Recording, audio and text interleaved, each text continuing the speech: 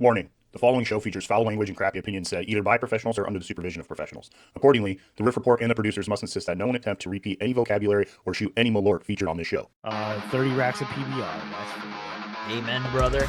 All of Florida do better. But also, most Americans listen to trash music. That's biological warfare, brother. Like, They're just being a bunch of bitches. fill me, Satan. Fill me. Yeah, they're like, what the What's fuck going on?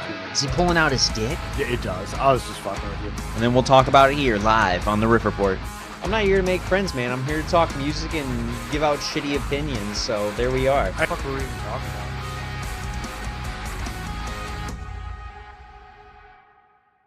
Welcome to the Riff Report, the loudest corner on the internet. I'm Tyler, And I'm Ryan.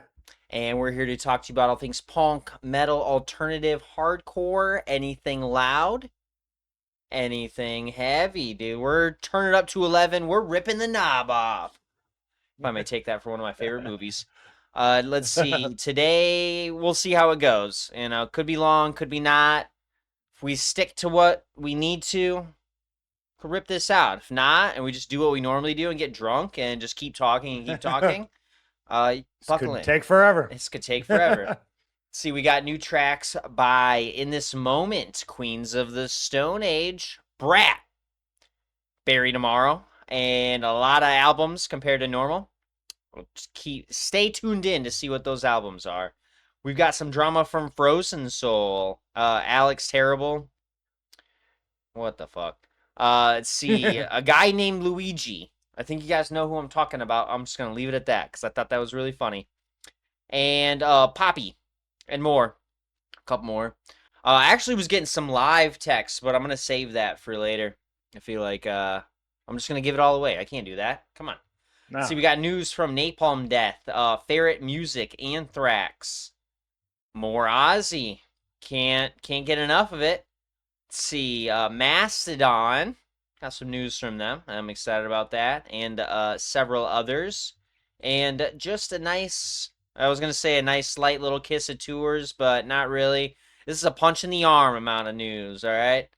Stay tuned. It's going to be a fun one. That is for sure. But what's up, Yeah. Ryan? I only saw you. Dude, you fucking ditched me yesterday, you son of a bitch. I saw you. You didn't say, you Irish goodbye'd me, and that's okay. But I remember just, I'm going across the street because it's getting a little busy over here. I was like, all right, cool, I'll see you in a bit. And then I didn't see you again, dude. What the fuck, man? Nope. That's Okay, not how prove that me wrong. happened. Prove me wrong. That's not how that happened. Okay. I was sitting there, and then for quite a while with Josh, and then You were. we both had to leave. You were at a six top or something like that. I said bye, everyone, but obviously you were. I was locked in. You were locked in. Yeah. Yep. You were in. You put your salesperson face on. I did. All right. But Well, I guess I'll forgive you, but it just, I don't know. My heart was broken where I was like, I'm going to go see if Ryan's still here, and I'm going to go have a shot. And then it's just Bob over there? Ugh, Man. Yeah, that's what I'm saying. gross. Come on. He do be doing shots though. Yeah, we got a shot a little bit later, but Hell yeah. No, yesterday had to go home real quick so that me and the fam could head out to Mishawaka. We went to a place called Strikes and Spares. It was an indoor I've been there. indoor bowling alley, arcade, Yeah. mini golf, all this shit.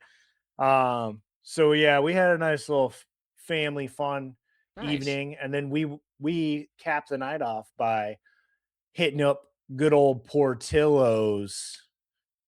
I got a classic Chicago dog and a spicy giardiniera Italian beef. Oh, okay, nice, good. Dipped? And oh yeah, dipped. Okay, good. All Yeah. right. And a nice ice cold schooner of Miller Lite to wash it all down. At Portillo's?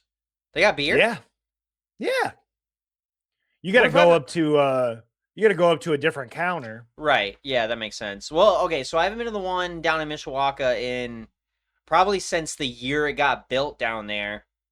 And they had chicken parm there, which was insane to me. Okay, yeah. Don't know that's if they weird. had that anymore, but yeah, it was kind of weird. I don't think so. Oh, okay. I know that there's some like Yeah. yeah. There's some history behind certain places, but when Right. I go and see Jordan, we'll sometimes stop at the Portillo's up the road from him, and Hell yeah. yeah, what was it? I There's think just I like mean, Western themed or something. There's like themes to certain Portillos. okay. Some of them The are Italian, two some of them are Western, but yeah, the two that I've spent the most time at, both in Indiana, both look pretty similar. Other than the fact that the South Bend one has like Notre Dame shit up and South Right. Bend stuff up, and Okay. then the Maryville one, I don't even know what that one. It's just classic. Right. Yeah. But yeah, both of those have like 4 beers on tap there, so Okay. I would imagine you should be able to. I think they had Miller Lite, um, Two Hearted, Blue Moon, and some other IPA, I think. Gotcha. Okay. But I wasn't feeling IPA, so I Right. was just like, give me a classic Miller Lite. Exactly. Just something goes down easy, you know what I mean? Yep, putting these dogs down, you know what I mean? Yeah. Oh yeah. Right. Hell yeah. That's awesome. I'm glad you guys But got to yeah, enjoy it was yourselves pretty last night. good. That's cool. Yeah.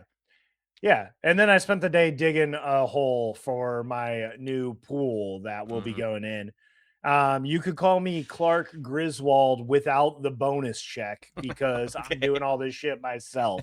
Right. Hell yeah. Well, I'm proud of you, dude. It's gonna look good, and you're gonna enjoy it for about what, 15 days, and then you got to take it down. Yeah, I mean it'll be up till September. All right. And then So I'll you got probably like a take it month. down. Yeah, So exactly. You got a solid month, you know? yeah. Yep. It's cool. But yeah, other than that, I mean, yeah, it'll be nice once it's done. But right now, it fucking sucks. I believe it wholeheartedly. What about you, man? What you been up to? Man, Outside let's see. me singing. Yeah, exactly. Let's see. We did our classic little walk to Silver Harbor today to go get some lunch. Not saying it was a point of contention, but Kat was like, "I want to go through the drive-thru," and I'm like, "I don't. I want to get drunk." And so we chatted about it for a second, and then we decided on Silver Harbor. It was great. Let's see. Got some nacho fries. Got my grilled cheese. But it feels like an adult kind of grilled cheese. It's not just like a basic. It's got a chutney on it. It's got pesto.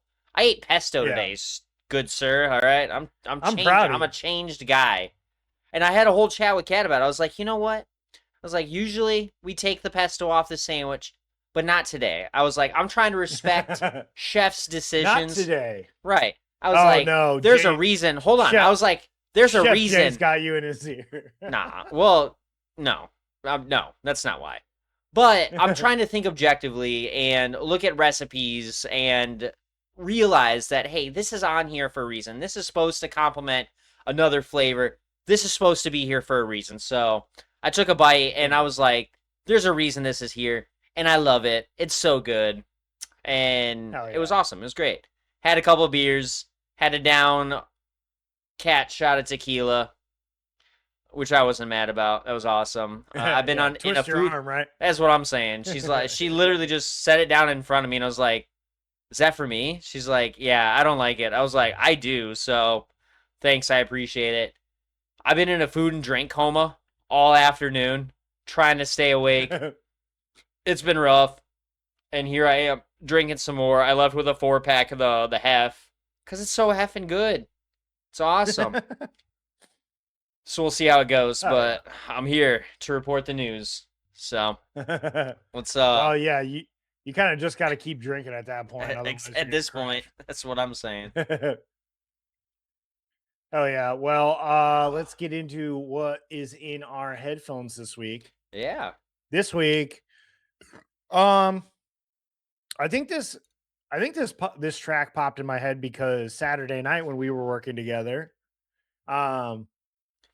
one of their songs might have come on the radio did. station. I'm not super sure. It definitely did, and Um, I had to change it. But But as soon as I heard it, I was like, nope, gotta nope, go. we gotta get that out. Right.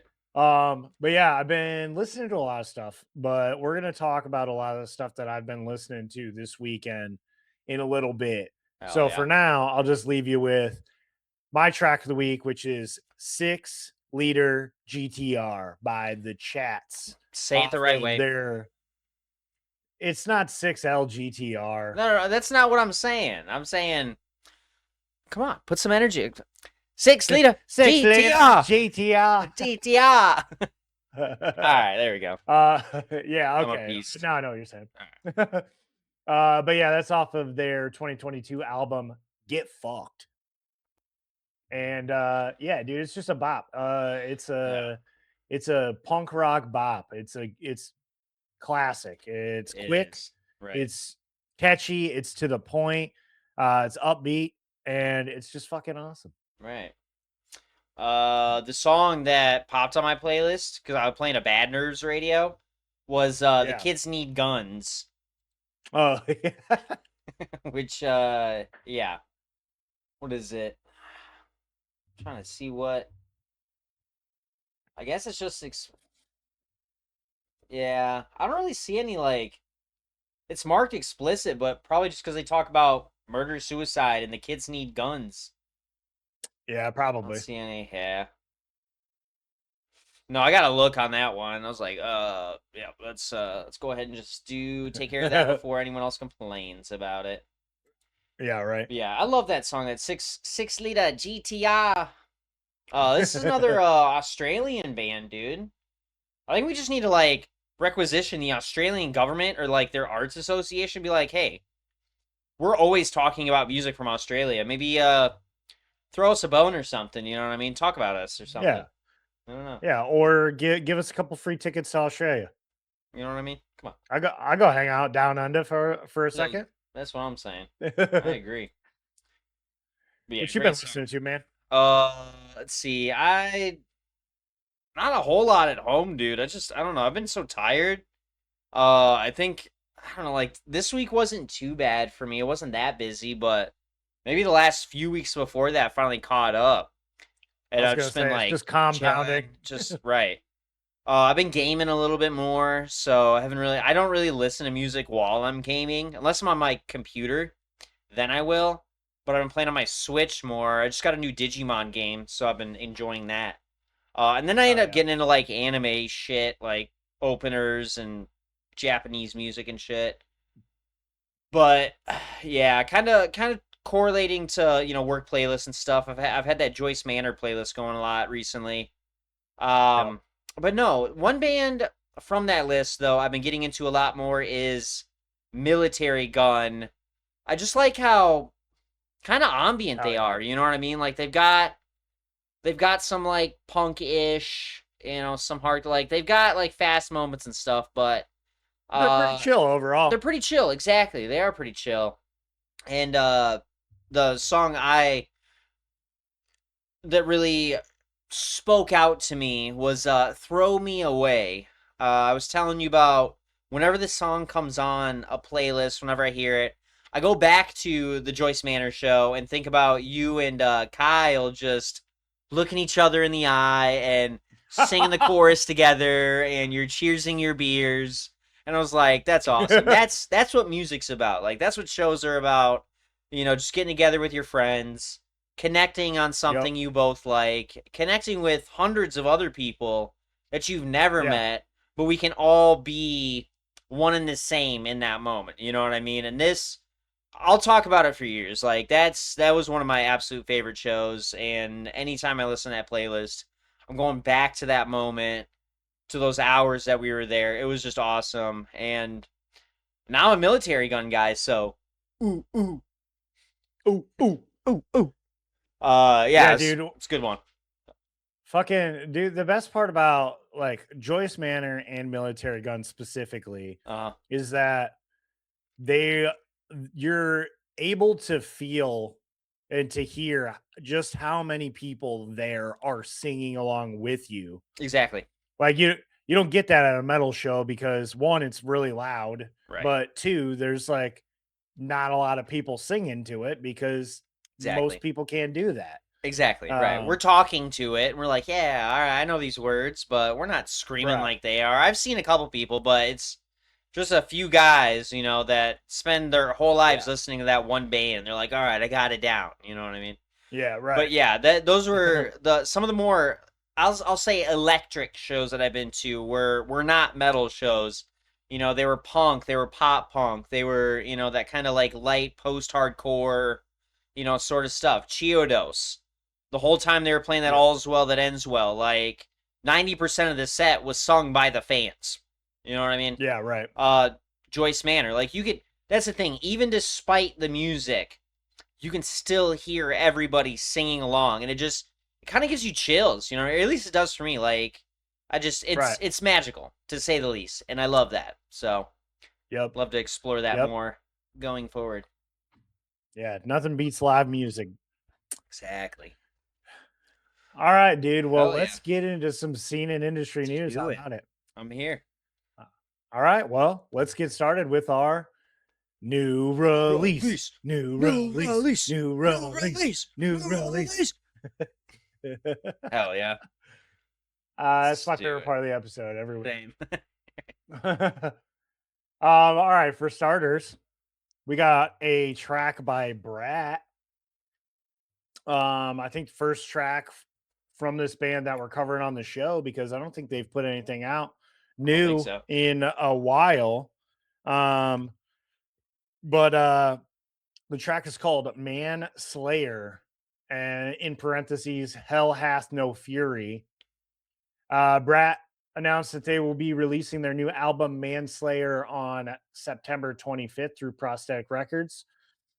The self-described bimbo violence outfit recorded the album at Bricktop Recording in Chicago, Illinois, with Weekend Nacho's Andy Nelson handling production, engineering, and mastering. A John Colgan directed music video can be found for this track online now. Hell yeah. Dude, I've seen clips of this band on Instagram and stuff, and they're like, I've always thought that they were pretty good, but this track has got me on board. Same. Honestly, I was this is thoroughly a surprised. Track. I don't know what I expected. Like I feel like I'd heard them before, but I just couldn't put like sound to a band, So popped it on, listened to it, and I was like, whoa, this is fucking. I was like, this is heavy as fucking shit, dude. This is crazy. I'm watching the video now just to see what it's all about, but same, dude. It's got a gravity to it, that's for sure. Yeah. I like that the singer of this band definitely does not take herself very seriously. Right. Kind of eases it a little bit, because I don't know, she just kind of like has like a goofy look to her. So I think the fact that she like kind of plays like a little goofy, right, kind of works for him. Exactly. But yeah, dude, there's some sick riffs in this fucking song. Yeah, I'm excited to hear the whole thing. That's for sure. Yeah, I agree with that. Next up, we got new track by Queens of the Stone Age, and I'm gonna say normally that would really excite me, but these days, that talking about Queens of the Stone Age doesn't exactly excite me. Amen, brother. Amen.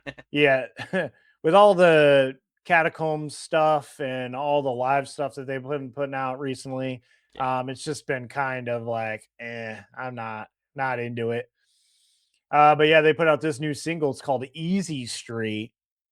And there's no news attached to it. So I decided to add this quote from Josh Homme, because I think it's funny. But Josh Homme said the following about the track, which features Nikki Lane. He said, it's kind of a funny song. It's like hitting your funny bone, where it's funny because it hurts, and it hurts because it's funny. You're serious, but it's funny. We made it the way you'd make a demo. No click track, mistakes left in. It speeds up and slows down. The claps aren't great, but they're not bad. And a bad clap adds this human thing you can't fake. It's not just about silliness, it's about understanding the imperfection of your life. The song Like Your Life is in the mistakes.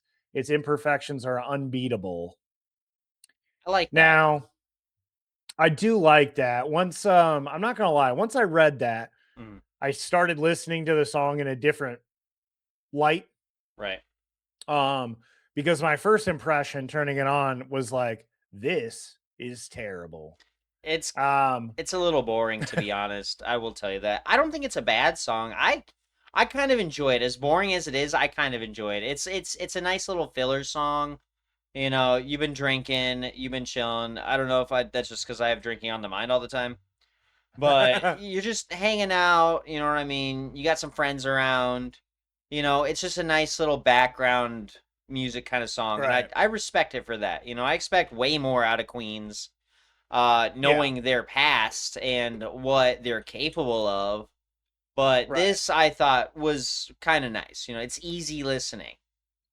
It's It's a song fine. from Easy It's Street. easy street. Exactly. No, I at the end of the day, I think there's a lot of good parts about this song and there's a lot of bad parts about this song. Right. One, it's kind of boring. It is the chorus and everything and the music is all relatively pretty catchy and pretty. Right. Yeah. Um like he's a good singer, don't get me Yeah. wrong. Oh yeah. But the claps are terrible. They I are. will agree with him on that. Yeah. I felt like the claps are not completely unnecessary. Like in the breaks Right. of the guitar, Yeah. they fit, but you don't need to clap through the whole song. It's Yeah. pretty bad. Exactly.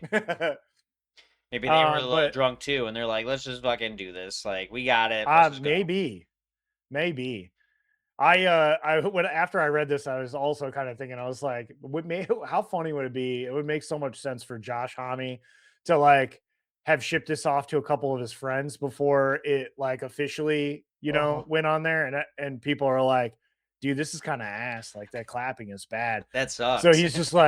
he's like, you know what? I'm just gonna say it was a joke. It was a Exactly. joke. It's It was so funny. funny, right? Oh my god, we didn't even try. You know, Yeah, we we just were all got in just the studio, fucking around, man. fucking around. It's all right. Don't worry about it. It would be Yeah, a I can very see Josh that. Homme thing to do. That's what I'm saying. Right. Hell yeah. Yeah, not a bad track though.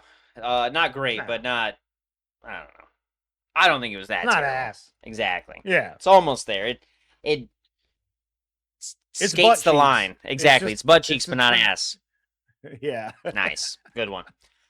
All right. I'll take this over for just a couple of tracks. We got a new song from the band Ceremony. It's called Dark Summer. It's a California punk band.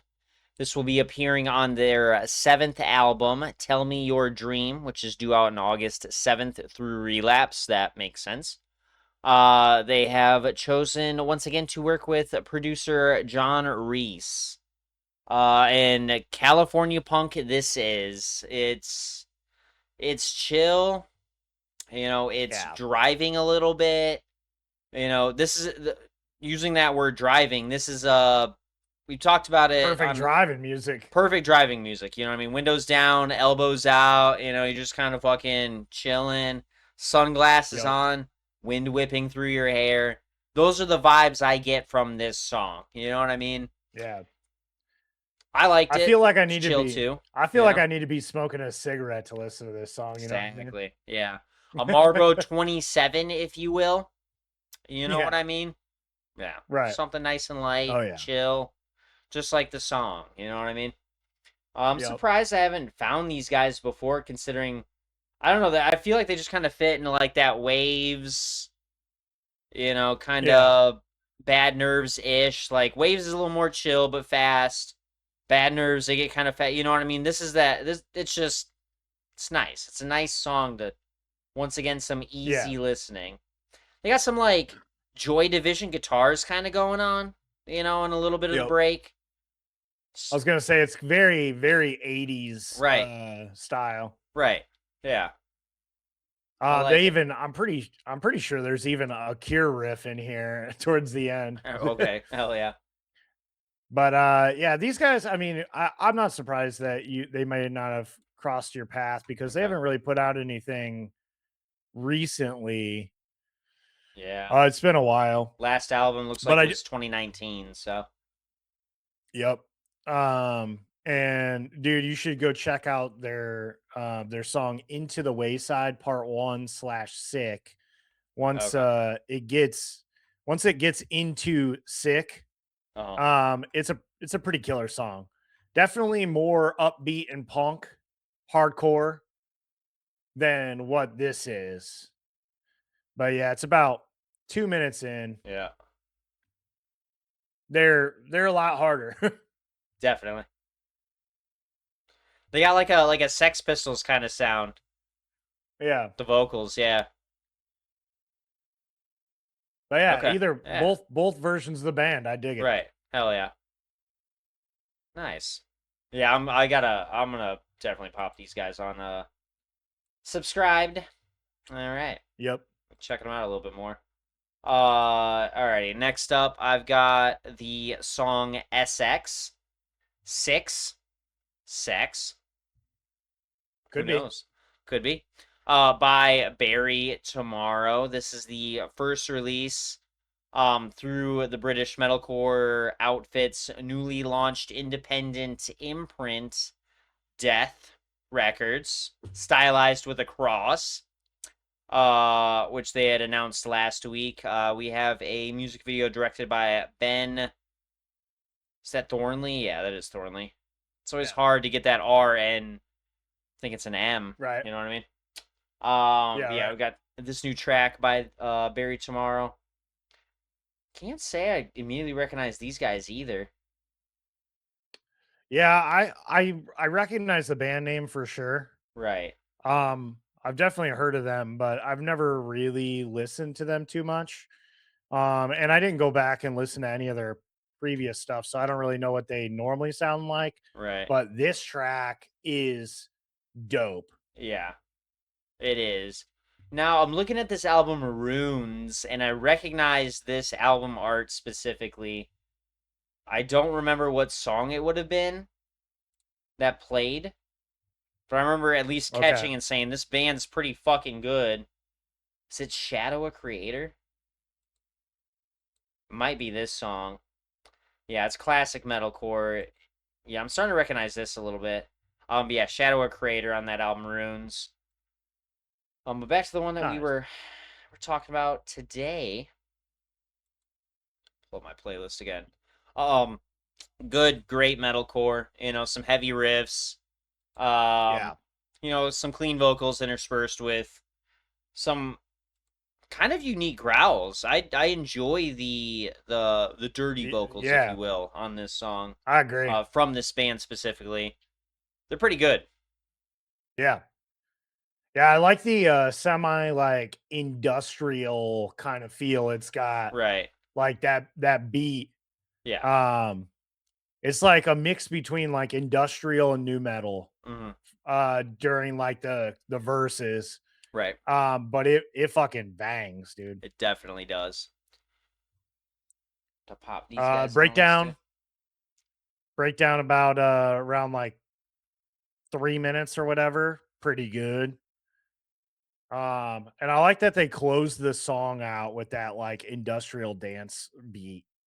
It just like you get your head bopping, Right. and then it just dong dong, and it's done. But it is good. I'll be Exactly. checking more of these guys out in the Right. future. I agree with that. All right. Next up, I got a couple tracks for you.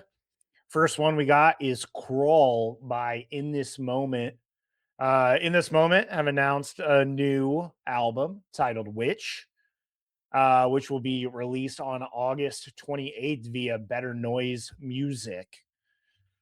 This song also has a music video, which I watched. It was pretty good. This track is, I'm not a giant In This Moment fan. I will say I have seen them live, and that was probably one of the cooler sets that I've Yeah. probably ever seen from I can a agree. They were at Louder Than theatric Life a few years standpoint. ago, and same deal. Like they put time into the production value of their live shows just as much as they do their videos and the music. Like, yeah, I can agree with that. I don't know how this band makes money, to be honest with you, with the amount of money that they have to spend on props and makeup and costumes and Exactly. extras and all that shit, dude. That's wild. I think you're just in it for the love of the game, dude. Honestly. They might be, but I do respect this band. I don't listen to them per se, but I do respect them. And the song was pretty good.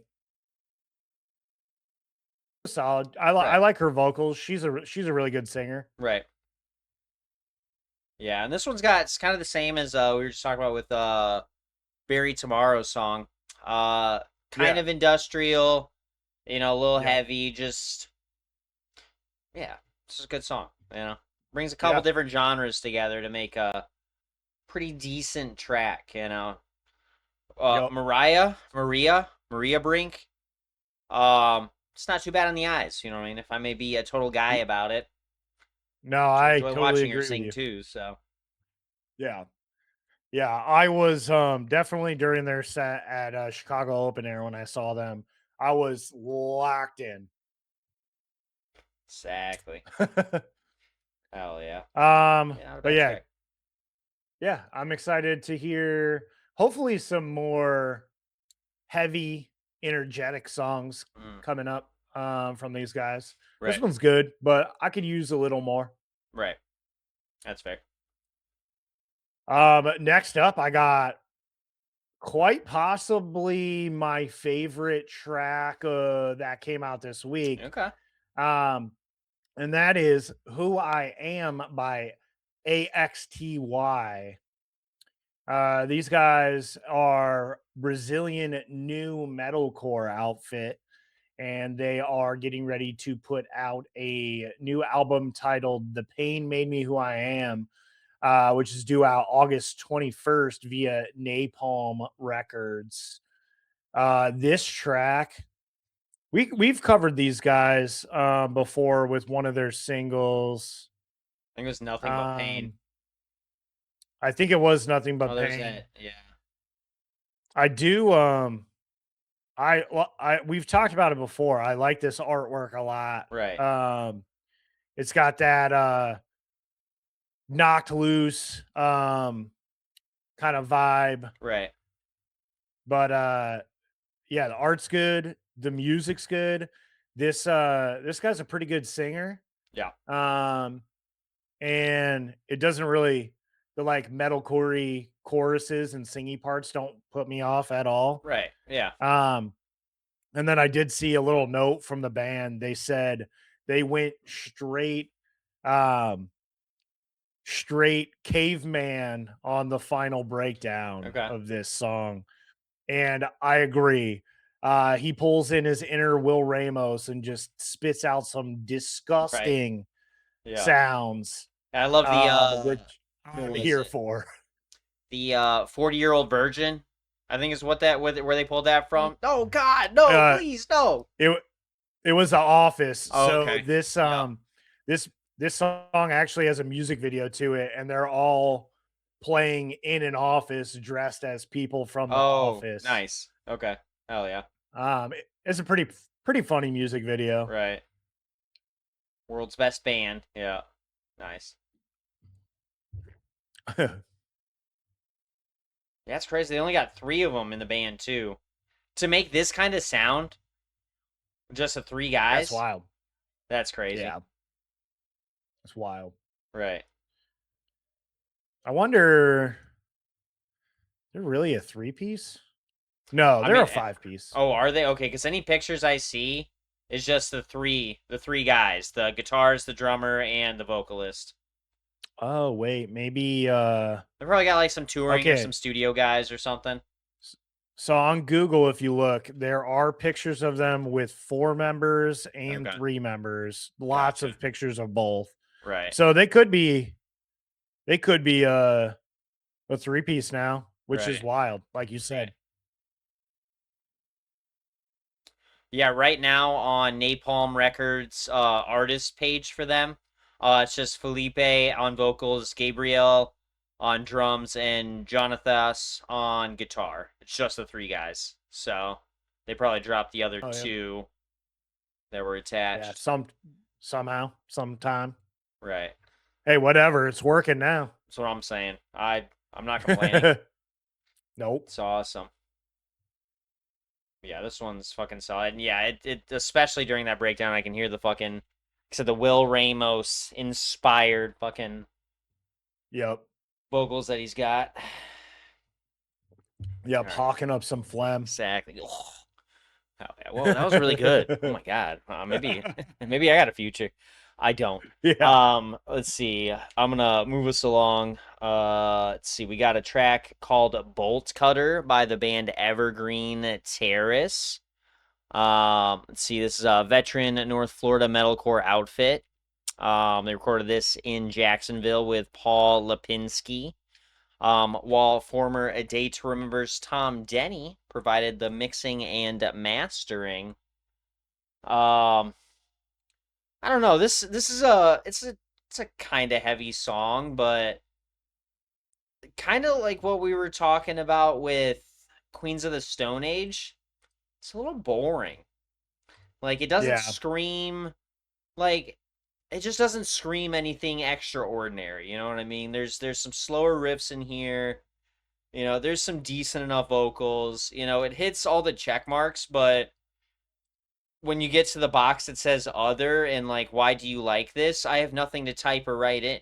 You know what I mean? Yeah. It's just it's there. It's cool. That's about it. Final breakdown's pretty good. Hell yeah. The ending of the song, basically from the 2-minute mark to the end of the song. Yeah, that kind of chuggy dunna dunna dunna. Yeah. That's pretty good. But it took them 2 minutes to get to that. I'm pretty sure before that I was like, all right, I need to listen to more music, so let me go ahead and skip that. So y'all should have done a little bit better with that one. That's all right. It's decent enough. Are you familiar with Evergreen Terrace? Yeah, I used to listen to them in high school a little bit. Okay. But they were never like my first choice. Right. Of like the metalcore, hardcore bands back in the Okay. day. So, like you said, the song was okay. Right. Kind of boring.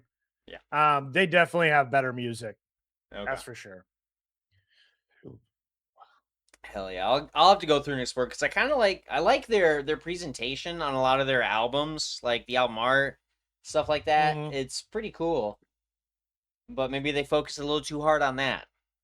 But I'll give them a little shot and check out some other things. It looks like they've been around for fucking a while. Long time. The earliest album I'm seeing is in the year 2000. So had a lot of time with them. Yep. Yeah, I'll check out Yeah, some they more. were, I mean, like I said, they're veteran metalcore unit for a reason.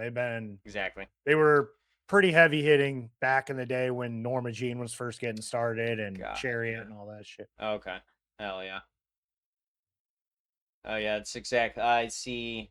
He is Legend, Norma Jean. Let's see, Thrice, Misery Signals, I Killed the Prom Queen, all attached as similar artists. So yeah, definitely some heavy hitters there. Nice. Yeah, I'll check them out. Also, their name is from the street that the Simpsons live on, Evergreen Terrace. It's like I know that. That's crazy. All right, cool. Hell yeah.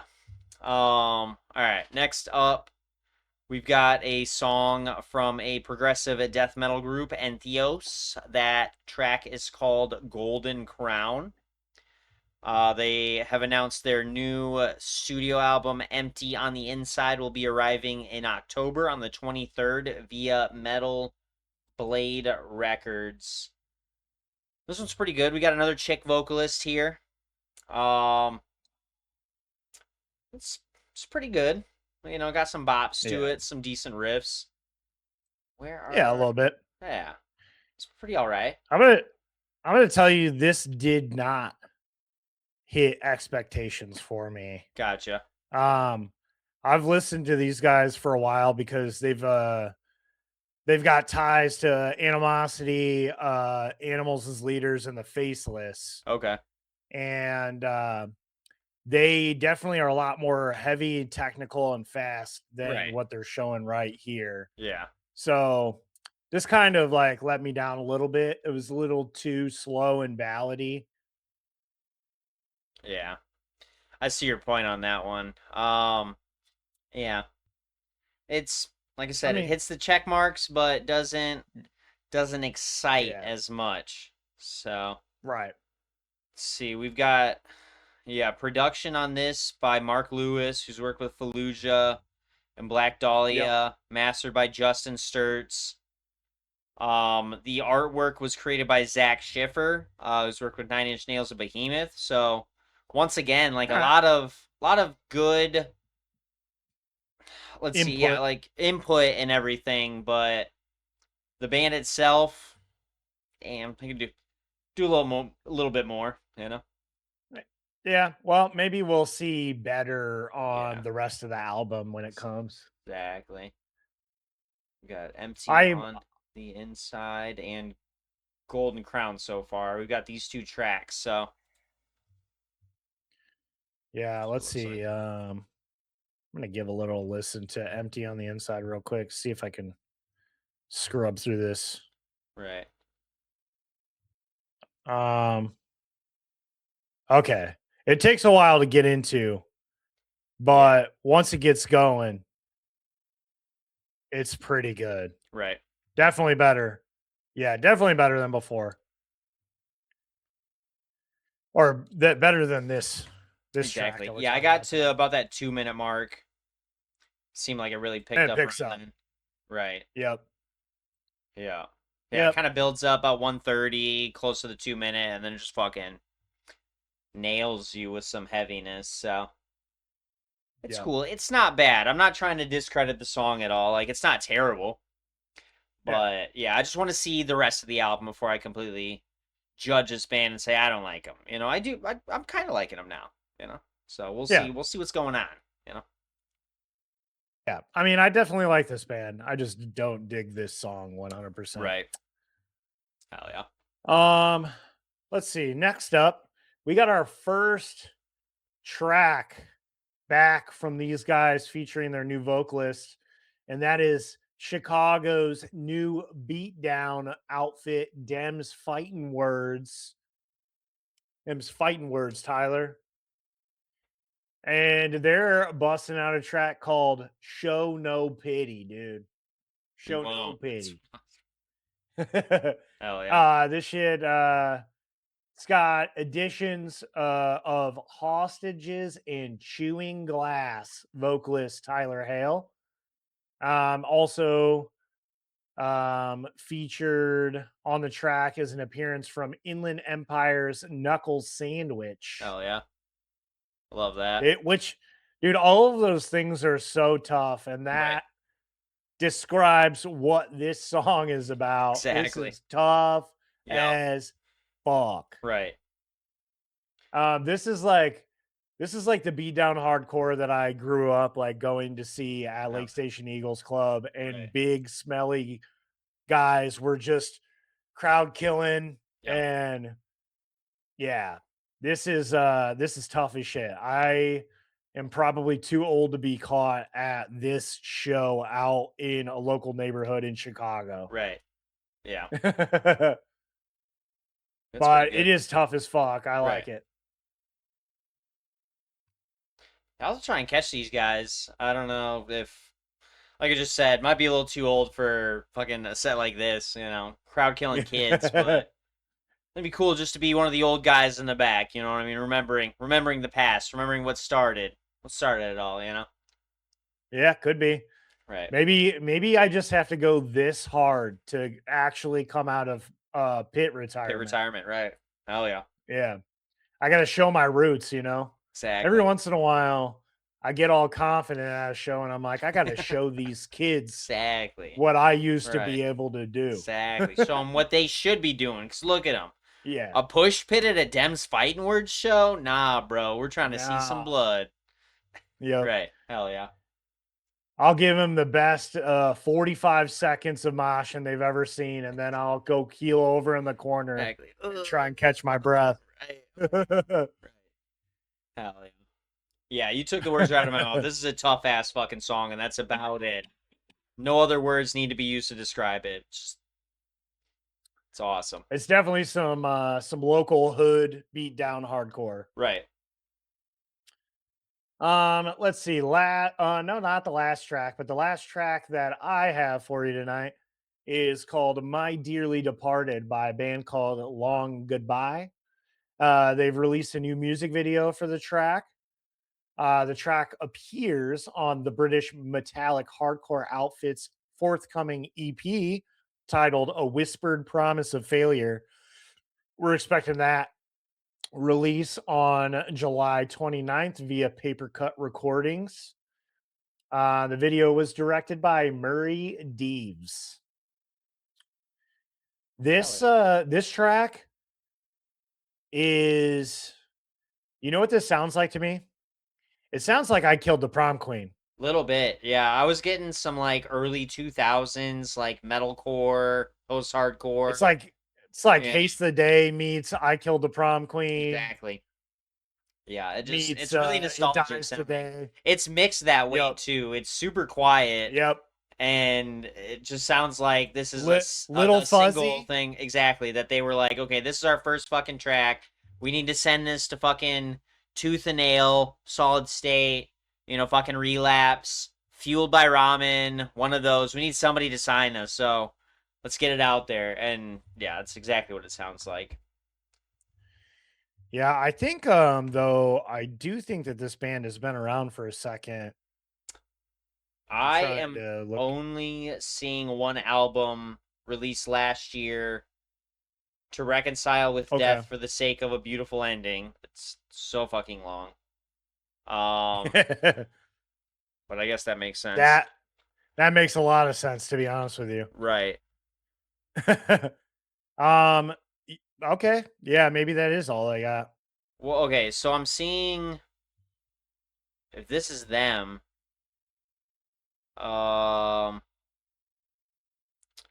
Yeah, I don't think this is them. Never mind.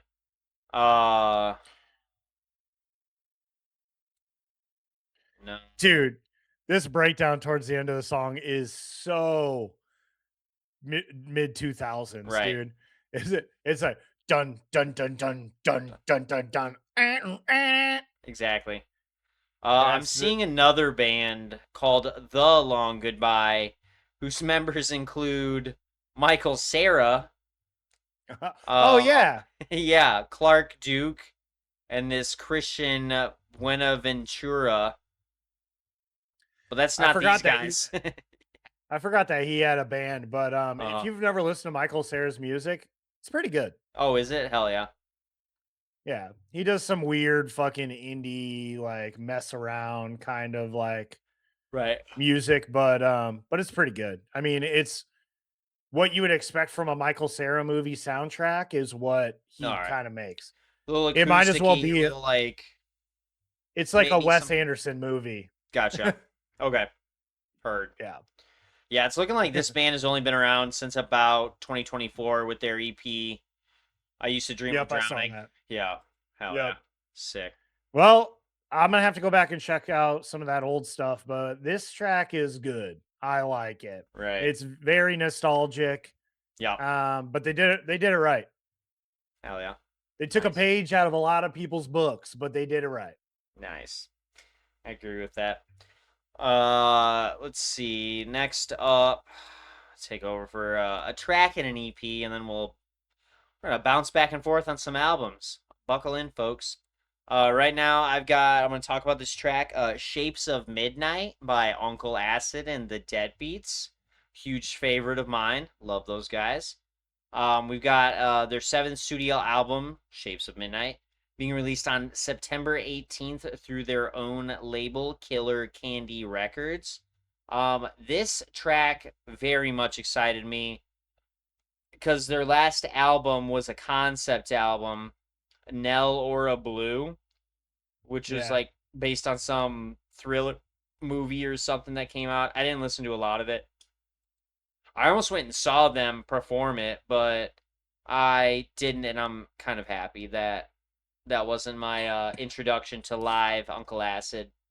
But it Yeah. wasn't bad. I mean, I've been a huge fan of them.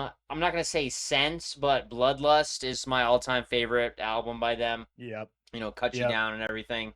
I listened to a little Yeah. bit of Wasteland, a little bit of Night Creeper, but this Yep. seems like they're getting back to what got me into them. You know what I mean? That like kind of horror, you know, It's like stoner, Doom goth doom. rock. Exactly, right. Yeah. Just it's great, you know?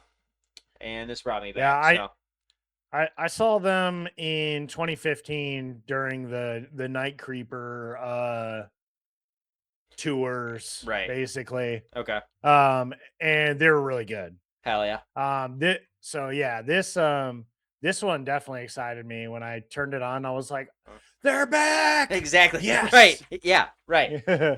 It's awesome. So Yeah, I'll super be checking excited. this out when it gets released. I want to see. I got hopefully. I mean, hopefully they tour. They will tour on it for sure on this new album.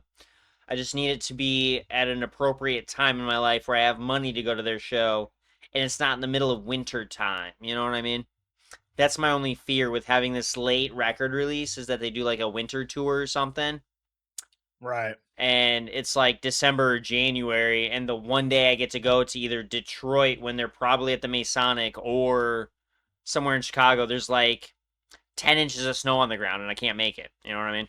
So, They're small. They're small enough of a band to where I think that they could potentially, and what would make the most sense for this band is go on tour right after the album releases and hit like a Halloween, like October kind of vibe. that would be I cool. bet you. All right. Well, you heard it here first. Hopefully that's what it is. Yeah, I hope. Right. But I could see it. I could definitely see it. Hell yeah. They seem like that. They have that vibe. You know what I mean? Yeah. Yep. All right. Let's get this EP out and then talk about some albums. We've got the EP "Things I Want" by Poison the Preacher. This EP has just so much going for it. Honestly, I'm happy we started talking about these guys. We've got a new video on here for the song "Ran Out of Options." This is a 4-song EP released through Seek and Strike. It's tough. It's hardcore. It's got some thrash-ish elements to it. It's just awesome. You know what I mean? Yep. Kind of got some switch It's up. Spanish. It's Spanish, right? What more could you need out of this? You know what I mean? Right. Trying to think of what were we talking about? The we track just- with Speed. Yeah. Oh. Yeah, it Things was I this one. Want. Yeah, Things I Want. Yeah. Yeah. We were talking about the vocalist for Speed going out to Colombia and cruising around with the dudes, you know. Yeah, exactly. That's what it was. Hell yeah. Yeah, it's awesome. Yeah. This music video for Ran Out of Options really it was good. It made me laugh though, because like, you know, Colombia is not exactly the most wealthy Uh-huh. country. So like the fucking budget is definitely pretty low because Right. it's just like them, like they're like out doing stuff, but I think there's a scene where they're like hitting ping pong balls or something like that to each other. Okay. They're like driving around in their car. They're like in a field. They go out to eat. Then they're like, when is it? Oh, they're playing pool like right around like a minute 52. Then they're hitting ping pong balls towards the end. It's just a very low budget, Right. but it just hits. I don't Right. know. Yeah, exactly. That's the thing. Like we're talking about in this moment, like how the fuck are they making money? You know? We know these guys aren't making money, but they're still putting out videos. They're still doing what they can. You know what I mean? Yep. It's awesome. It's costing them everything that they save from working at the restaurant at Exactly. night, you know, Yep. Right. pocketing all those tips and just throwing it into buying a camera to shoot a music video. Exactly. Yeah. Yeah, that's awesome. Yeah, overall, it's only 4 tracks, but they're all good. It's all you need. Right. Chicken Out's pretty good. It's got a nice in it, Oh, yeah. which I definitely appreciate. Things I Want, really good. Yeah. Anything connected to speed is fucking good. Exactly. Wow. Yeah. Hell yeah. Yeah, all kinds of people that I'm throwing on my list now. Yep. So I can get them in my Turning you algorithm. into a changed man. Thank you. I appreciate it. I appreciate your tutelage, brother. Couldn't Yeah. ask for a better That's mentor. Hey, man, that's what we're here for, dude. You Right. give me music, I give you music. We both benefit. Exactly. Hell yeah. All right, well, let's get into some albums. We got quite a Let's do few it. of them Yes, we here do. to break down. All right, first up, I don't mean to start this off with such a wrecking ball of a banger, but this is my album of the week. This is All right. the thing that I've been waiting for all year, ever Right. since it got announced and we Right. started hearing about it. And that is Boundaries, Yearning, the Unbeautiful After. I love this band a lot. Like kind of like what you talked about with which band? Bury Tomorrow, Yeah. the nasty, dirty vocals. Right. That's my favorite part about this dude's vocals. It's just so gross and Exactly. nasty, Right. and there is singing in this album, which Right. surprisingly melds well together. Hell yeah. But yeah, dude, I've listened to this album probably 4 Okay. times this week. Hell yeah. It was the first thing that I listened to on Friday. Nice. We listened to it, we jammed to it during close on Right. Saturday. Yeah. And even Skylar was in the background going, God damn. Exactly. Right. Yeah, those are my I'm like, favorite that's what parts. I'm saying. Yeah, exactly. Yeah. Yeah. I'm like, you think the music you listen to is heavy? Fucking Yeah. pop this shit on. Exactly. Right. I always love that. But yeah, dude, the intro track is it It's starts this it starts this album out by smacking you right in the face with a shovel, dude. Yeah. It's heavy as shit, it's gross, it's nasty, it's awesome. Skies Cast Amber Black, the first single that we got dropped here. Yeah. With the updated mixing for everybody's enjoyment. I liked both versions. I don't really give a shit. Right. But this did turn out fucking awesome. Mm-hmm. Yeah, I don't know. The whole thing's just fucking good. Right. I haven't dove into it enough to memorize the tracks to the names of the tracks quite Yeah. yet to call Right. out everything. But so far, like I said, this is my favorite album released this week, and maybe this whole month. I'm trying to think of the albums that dropped this month. Right. I mean, obviously Repented was a big one, Yeah. but Well, we got you know, No Cure last week. we've heard those. Right. Yeah, No Cure was a good one. Right. This still beats that in my opinion. Yeah, I got to give that one to you. We got Nunslaughter a couple weeks ago. Yeah. I feel like so far this month, because we still got one more episode this month on the calendar. So I'm thinking Nunslaughter started us off. We had No Cure. And then, what is it? Oh, no, this is a long-ass fucking month. Hold on. Yeah. Yeah. Well, according to the timeline, anything that would have been released that we recorded for the first week of July would have been a June release, so I can't give it to him. Right. But so far, that's what we're looking at. We're looking at Nunslaughter. We're looking at Junius. That one wasn't too bad. Sotera. Yeah, I mean, outside of this week specifically, this month has been heavy on the tracks, Yeah, not really big on the album. So exactly. Some EPs, this stuff like I that. Right. I would definitely call this probably my favorite album of the month so far. Sick. All right. That's honestly that's fair. I can give that one to you. This was awesome. Yeah, this was while we were listening to it the other day at work.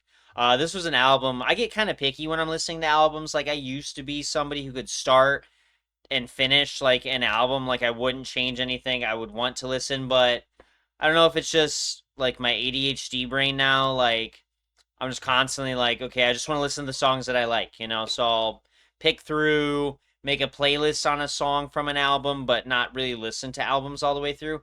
This one, Right. with a little caveat, I was sweeping the dining room, so like I'd try to leave my Yeah. phone off to the side and not constantly, oh, let me change it.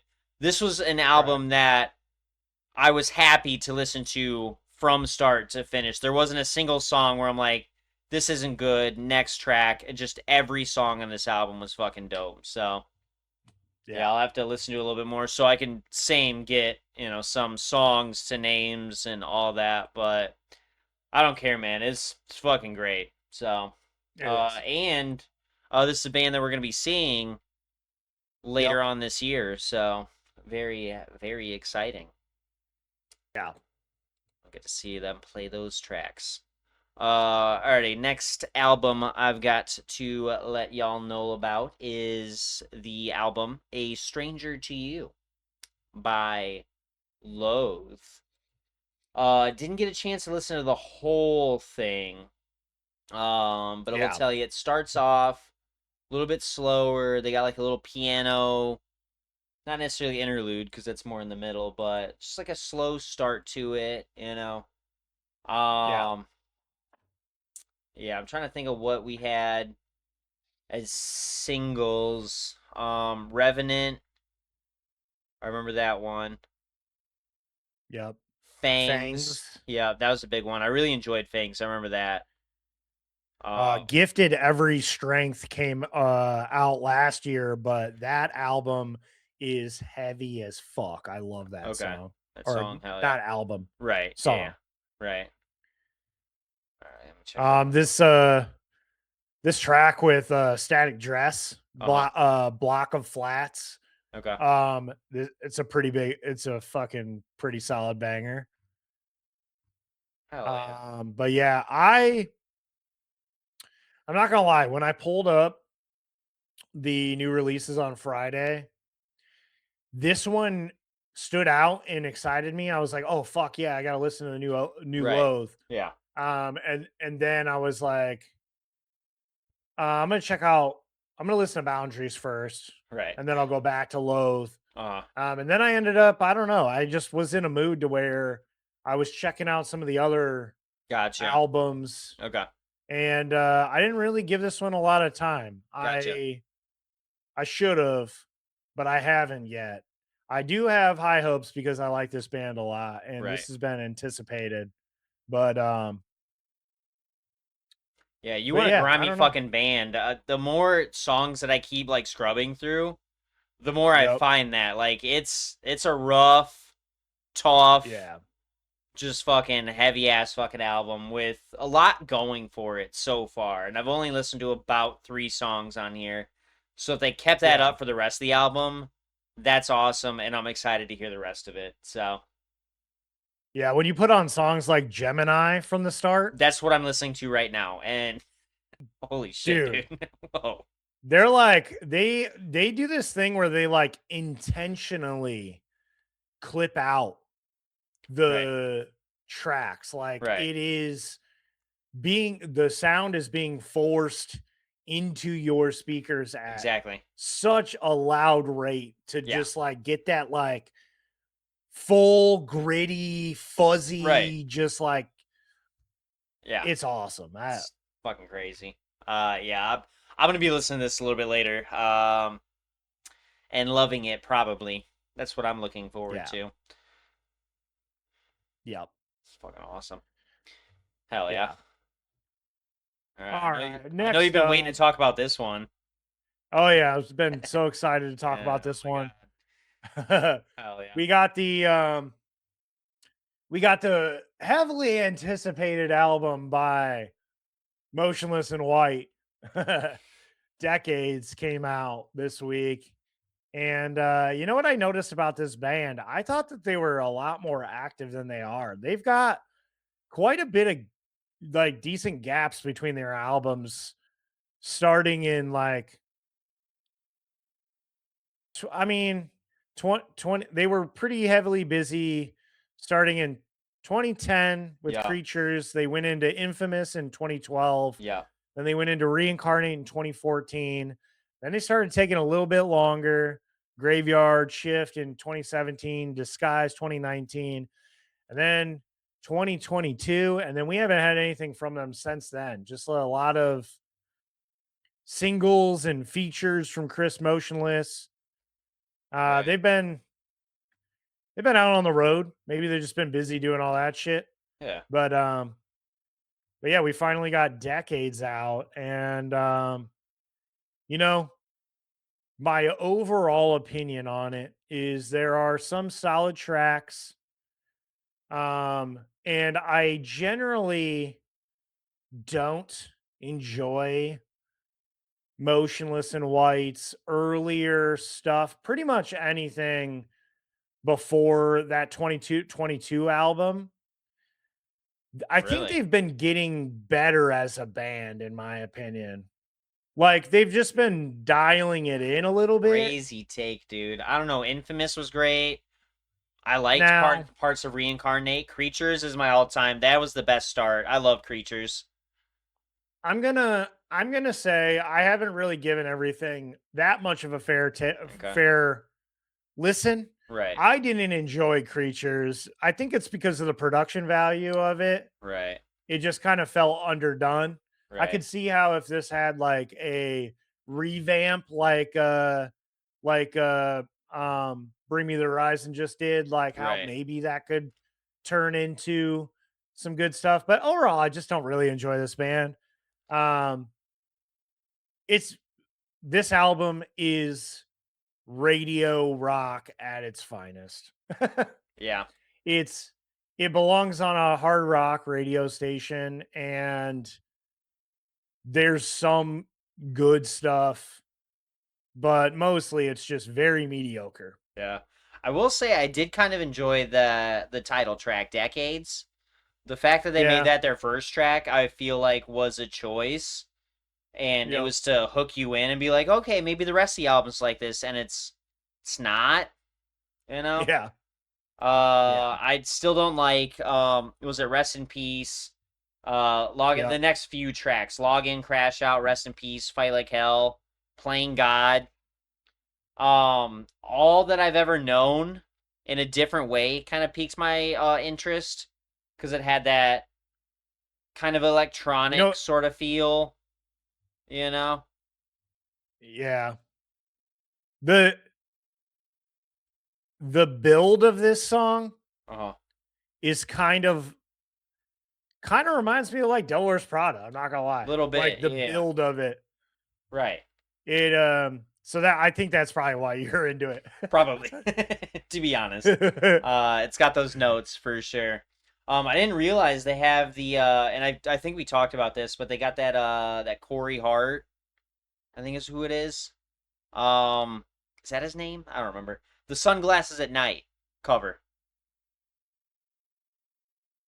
Oh, okay. I haven't listened to it yet. Okay. It's all right. Oh, okay. Yeah. I wear Yeah. my sunglasses at night so I can. Yeah. It's keep Yeah, track this does of not. the vision in my eyes. Yeah. That doesn't excite me. All But right. you know what might is okay, they took Fight Like Hell and then included it with a feature at the end. Okay. That's interesting. as a bonus track. Right. But yeah, I don't know. I don't have anything more to say about this Yeah. album. So what I'm gonna do is I'm gonna go take a pee while you intro into the next album. But Okay. I have shit to say about it, so I'm gonna Alright. do this at a alarmingly fast rate, and I'm Okay. not gonna wash my hands. So fuck you. Ugh. That's fine. All right, so here's the introduction. I'm gonna say it slow so Ryan gets a little chance to not wash his hands. This is an album I think we were both really excited about. We've talked about it quite a bit over the last few months, couple months, I think, with some singles. This is a band that has a super dope drummer that we are so happy is finally in a band that he can get creative in, not be just a hired gun. Put in his 2 cents and have a great time. And the rest of the band, too. Killer. So good. I don't know how much more I can delay the actual introduction of this because I kind of want Ryan to be here for it. So I'm just gonna. There it is. All right, sick. All right, we've got the album "The Ringing Bell" by Fuming Mouth. Yeah, I did my part. Ryan, what do you got to say about it? What's up?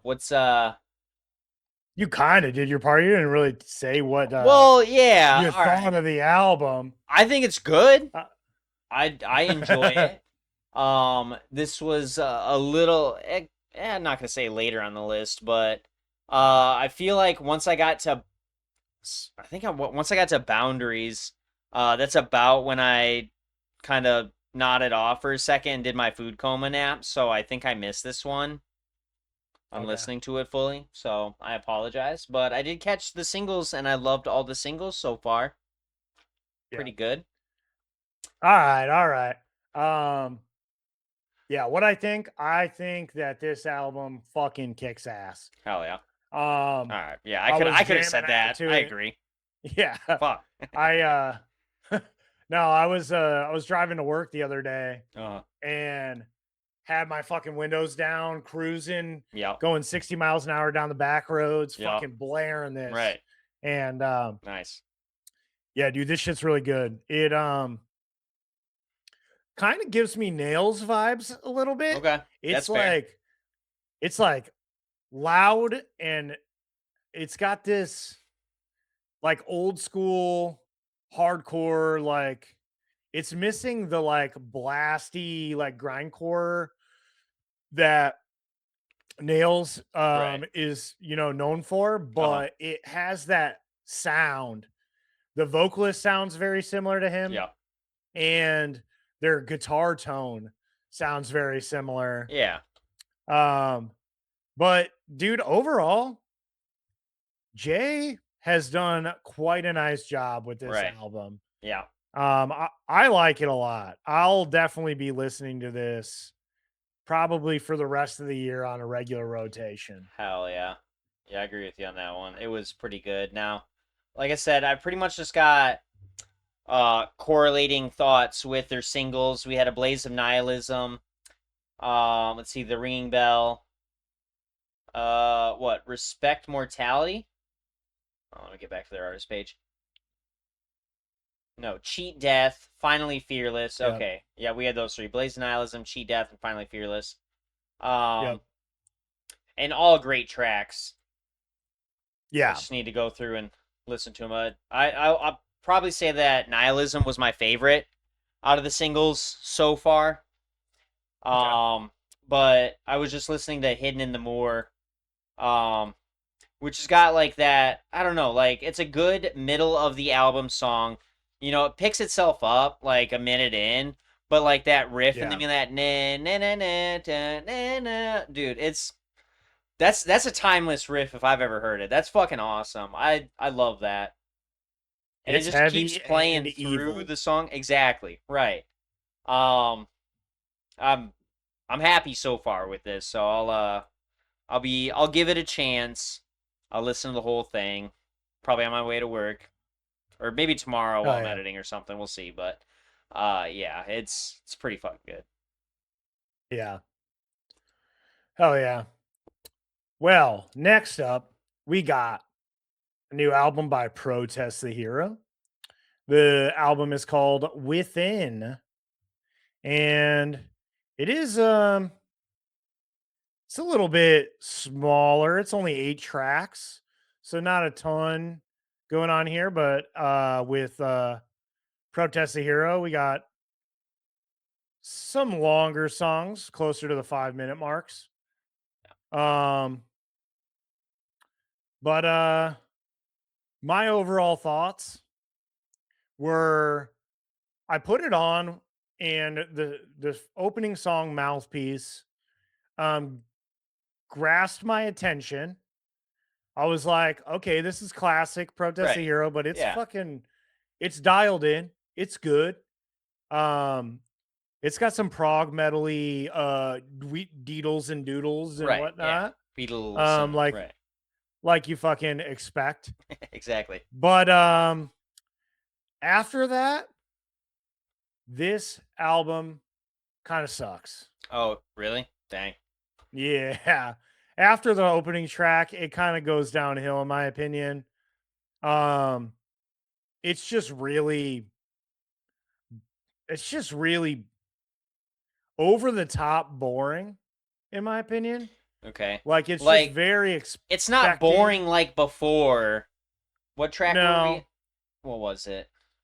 Yeah. I get what you're It, saying. I see what you mean. Like, they did all the right things that they normally do, right. but is that always a great thing? In this case, probably Mm, not. You know what I mean? They could have probably changed up a little bit. right. Something, I don't know, but yeah, Now it's this is our first album since 2020 from these guys. okay. So I'm like kind of wondering, with this album, like who is still a Protest the Hero fan at this point? You know what I mean? Right. Yeah. Like I haven't really listened to them since like 2011, 2013. Uh-huh. Because I was big into them with their Remember, first 3 yeah, I was albums. gonna say, I know you've talked about Fortress quite a bit. Yeah, Fortress is my favorite at the end of Right. the day.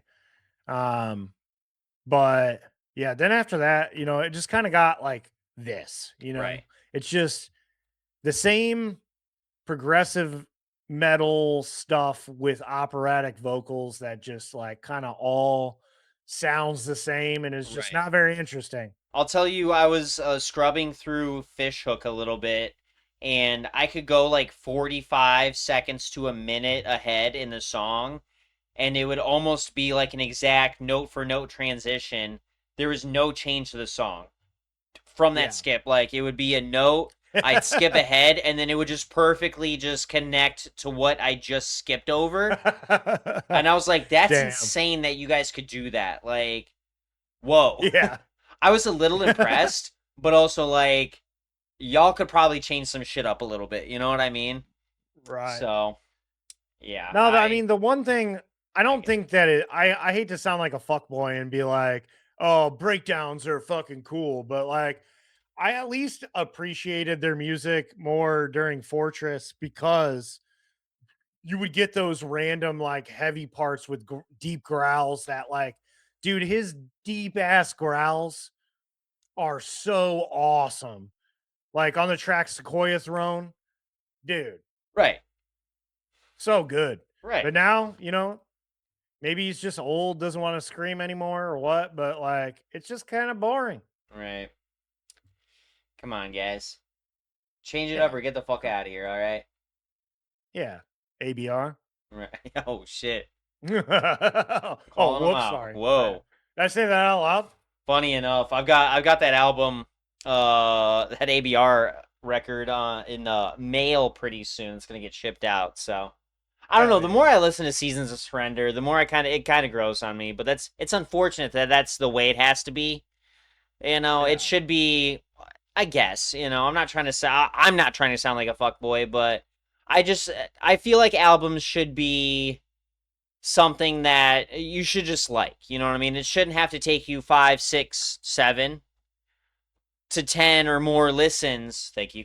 To like it. You know what I mean? But I am on Seasons of Surrender. I'm finding, and maybe that's also a good thing. But I'm finding little pieces of songs in the album that kind of wow me a little bit. I'm like, I don't think you guys have ever done this. So now I can listen to it through my speakers and adjust the sound on my amplifiers I need to make it sound good. So that's fine. Whatever. Oh yeah. All right, we've got next album. Only a few more after this. Couple 2 Tree. We've got the album The Pulse of Annihilation by Psychroptic. If we're sitting here talking shit about Protest the Hero, you're not gonna hear me say that about this album. This one was pretty No. fucking good. This one's I dope.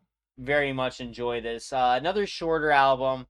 I'm on a whole playlist, so I don't have the number ahead of me, but we got 1, 2, 3, 4, 5, 6, 7. Fuck, 8, well, like 9 or 10. 2, 3, 4, 5, 6, 7, 8, 9. 9 tracks on this album. So a little bit shorter for an album. But they got some longer songs on here, so that makes up for it. Yep. Yeah, just a solid fucking album. We had No Blade of Grass released as a single. Mm. Let's see, Gathering a Venomous Herd. Was Falling on here? No. All right, so we only got those 2 singles out of this album before it got released, which is nice. You know, just a nice little taste of what they're doing, and then they just drop the whole fucking thing. That's awesome. That's what I've we got like to see here. right. I've got A Sword of Me playing right now. Takes about 30-ish seconds to kind of build a little acoustic intro. Yep. And then it just fucking get those blast beats and those heavy guitars, dude. Fucking awesome. I don't remember a lot of No Blade of Grass, but that's a little bit later. Oh. Heavy as fuck. All right. Yeah, just all around great fucking album. Cool art, Yeah. cool music.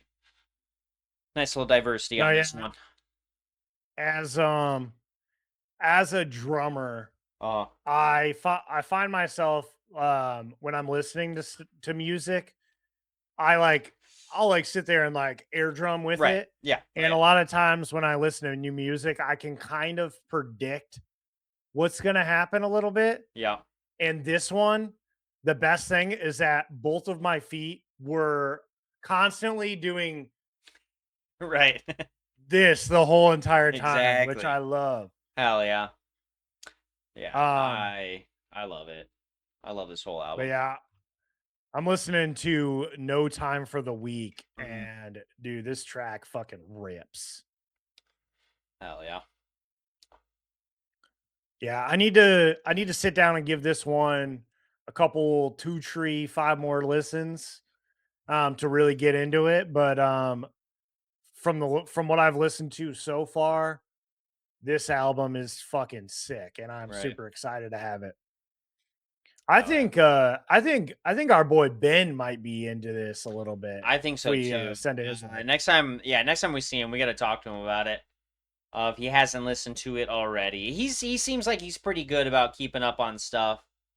Yeah. Even though I think he should be listening to the Riff Report. Yeah, right. That's just me. Be a homie, Ben. Come on. I don't even know if he's Yeah. subscribed. Where you at, Ben? I don't He think is. so. He is. Right? Yeah. Okay. He is. He was one of the first 5 subscribers. So Oh, it's been here okay. since Hell almost day 1. You know. Mhm. Yeah. I know his. I can see it. He used to do I think Street Fighter videos and shit. So. Oh, okay. yeah, One of the he's- video game channels that Yeah. follow us. Yeah, exactly, right. But yeah, this was a solid fucking album. I Oh, yeah. love it from pretty much start to finish. Yep. Agreed. Another one that I loved start to finish is Bring On the Psychics by Quicksand Hell yeah. I was this is specifically the second album that I went to go listen to this weekend after Boundaries. Okay. This is the one that kind of got in the way of me giving Loathe their full look. Right. But I was jamming out to this album a couple times this weekend, and Nice. I fucking love it, dude. It fits in perfectly on a playlist with fucking Military Gun and Right. Angel Dust and Yeah. fucking, you know, just some of those dad hardcore bands that I've been getting into recently. Right. You know what I mean? We're I getting mean, you are a old. dad, so that I mean, it's more fair for you than it is for me. You know what I mean? But Yeah. yeah, Hey, we are it's all definitely right, getting like dude. that. We can share. It's fine. I love it. Yeah, I gave But yeah. I didn't get all the way through this. I ended up getting through some songs outside of the singles that we've gotten. And I'm just surprised that I haven't gotten into Quicksand sooner. You know, with the singles that I've definitely mentioned that with the singles we were talking about. Cool Guy's been my favorite, and I know it's not about an actual cool guy. They're making fun of a guy who thinks he's cool. But I just love Right. that hook. Cool guy. I love that. You Yep. know what I mean? But yeah, I remember Regenerate being good, Crystallize.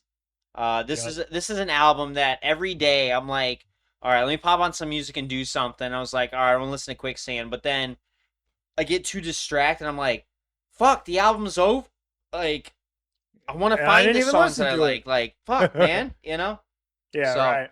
I'm mad at myself more so than anything, but I do like anything that I've heard from this one. I loved, you know what I mean? Anything that I can correlate in my mind. I guess I just got Yeah. lost in the sauce while I was listening to it. You know what I mean? It was that fucking good. Yep. So Yep. You're just enjoying it, having a fun time. that's what I'm saying. You know? No, yeah, I'm jamming out to Super Collider right now, and that's been a pretty big bop for me outside yeah. of the singles. Okay. Kind It's a of nice little reminds intro. me of it's a this album is like if Turnstile still had hardcore elements to their music. Yeah. This is kind of like that vibe. Okay. Or Turnstile ripped off Quicksand is kind of probably what it is, but That's a more fair take for sure. yeah. Right. Yeah. But yeah, dude, this shit's really good. I love this album. Right. Yeah, if I had a favorite, it would probably be, and I mean, I know we got one more to talk about, but the next one is not one of my favorites. It's not bad, but it's not my favorite. But yeah, it's either between Quicksand, Boundaries, or Psychroptic. I think those any one of those three, I think I could interchange. I love all three of those so far. Mm-hmm. Well, take us away, Tyler. Oh yeah, right. It is mine. You're right. I got a little lost just dreaming about Quicksand and my future with them. All right. So, speaking of, it's not a bad album. I feel like I'm shitting on it before I even give it a chance. You know what I mean? We got the album Inidium Mortis by Left to Die. If you want some old school fucking like power thrash, some shit like that, this is right up your fucking alley. This is a band that has members from Death, so duh. They got some squeals in there, and I'm not talking pig squeals. I'm talking like pig squeals and shit. Some crazy shit going on. It was all right. It was okay. I don't know. Like I like what is it? I like Municipal. I don't know. Some of my favorite hardcore tracks that I think are hardcore are actually like crossover. So I do like the genre. Maybe I just need to listen to this album more. You know what I mean? I think I wasn't in the mood for this genre of music when I listened to it. But yeah, clocks in. Let me see. Let me pull this up. We've got 10 tracks on here. It starts off with Legion of Doom. That was the last track we brought up last week, I believe. It was either last week or the week before. We had Archangel. We had Witch of Hell. So only 3 tracks before the release. Cool. You know, it hits all the right notes. Same deal, all the check marks, cool album art. There's a gravestone, there's skulls. They talk about Satan. They talk about darkness. You know, there's some fast, heavy, fucking powerful riffs. You know, I think I will like this. I just need to actually listen to the whole fucking thing and give it a Yeah. shot. So, it's cool. What do you think, Ryan? yeah. I'm sure you liked it. I did like it. I liked yeah. it a lot, Nice. but I listened to it in the right setting, Right. which was Saturday night driving home after a long shift. Yep. Still pumped up from the rush. Yep. Couple of beers, couple of shots. Yep. Cruising down the night highway. Yep. Just fucking Exactly. Blaring. All right. That's super fair. I got a 5-minute drive home from work. You got, this was the perfect album for you to listen to. You had this whole album and then maybe a song, and then you're home. You know what I mean? Yep. So, yeah, I got to find more opportunities to go driving around and have some more time for this one. You know what I mean? But so far, I'm still on Power of Darkness right now. I'm on that. 'Cause I know Archangel, Legion of Doom, all that. Yeah. I'm changing my tune a little bit. I mean, I just probably think this way because the first half are all the singles, but the second half was really good. Okay. I mean the opening is fucking good as shit. It's probably the track that I would have picked to open up this album. Right. But it definitely gets better. It's an incline throughout the whole thing. All right, hell yeah. Yeah, I got through so I'm starting off now with Rise of Satan. Like it so far. You know, that a good little start. Oh shit, hold on. Where does this start? That fucking guitar solo?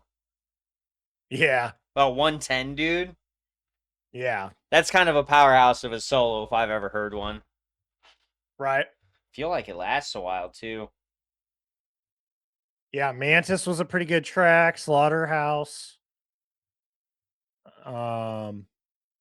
Death by Metal, the closing track. Right. It's like what I love about this is it's thrash at its finest. It reminds me of Power Trip. It reminds me of just these fucking those it's that the tone, you know, the guitar tone, the drums just full of double bass, just in your fucking in your face. Exactly. Yeah, I love this kind of metal. Hell yeah. I do miss. Right. Well, I miss. You changed my mind. But... Yeah, I get it. I agree. Yeah. But yeah, my tune has changed. I'm gonna actually sit down and listen to this. So far, it's a pretty good fucking album. That's for sure. Yeah. All right. Hell yeah. Hell yeah. Sick. Well, hell yeah. That's all we got for new releases tonight. So now let's get into your band drama. Oh, there's some drama here. Oh my god. The first bit of drama is a little sad. It's a little sad. It makes us go and be in drama. Right. Like we're a bunch of fucking assholes. A couple of assholes, exactly, right. I was thinking exactly as soon as we got done, I was like, ugh. Oh. It's all right. We're dicks. Right. It's all right. But Frozen Soul has had to cancel their upcoming August tour following the death in a family. The band confirmed that drummer Matt Denard's father passed away this week, combined with the death of vocalist Chad Green's father this past May. The group have decided to step away from their upcoming run with Body Box, Maul, and Internal. The upcoming record release show scheduled for Saturday, July 18th at Division Brewing in Arlington, Texas is still happening. But the band has shared the following statement. Chris from Frozen Soul here. We've never canceled a tour before in our existence as a band, but recently we have suffered some devastating losses in our families, and we have made the difficult decision to cancel our August tour next month. Some of you may know our singer Chad sadly lost his father in May when we were on tour. And this past Friday, July 10th, our drummer Matt's father unexpectedly passed away as well. Losing a parent is one of the hardest things to go through in life. We gave it the weekend to discuss moving forward with the tour, but right now we decided it is the best to take some time off to be with our families and help navigate these terrible losses.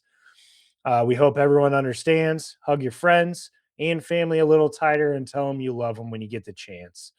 The show this coming Saturday at Division Brewing is still happening, and we have one more tour to announce for later this year. So keep a lookout, and we'll see y'all soon. Yeah, dude, that's sad, and you know what? I respect them 100% for it. Yeah. Um, Like, I respect the grind and not wanting to cancel, wanting to do, everything. Especially with this new album that had come out. But, seeing like pictures of the band and everything, like, fuck, man, they're getting older too. You know what I mean? It's not, they're not as young as they used to be. It's good. There comes a certain point in your life where, you just want to grind and get, and I can see it especially. I've never been in a band. I was, but that's not really. But for like recording and bands that are established and stuff, when you have the first like few albums, like that's all you do. Like it feels like, they take a lot of time off from family. They miss like their kids' birthdays, their spouse, specific and important events and stuff. But having grind. You know what I mean? Yeah, exactly. And as respectable as that is, like I said, there comes a certain point in your life where like, is that really worth it? Yes, we could continue doing stuff and we could get more popular, we could get more listens, we could do all this. But like this feels important enough to like we need to take the time off. You know what I mean? We need to recollect, we need to reset, we need to grieve. You know what I mean? I respect them more for doing this than to just be like, oh yeah, our dad's died.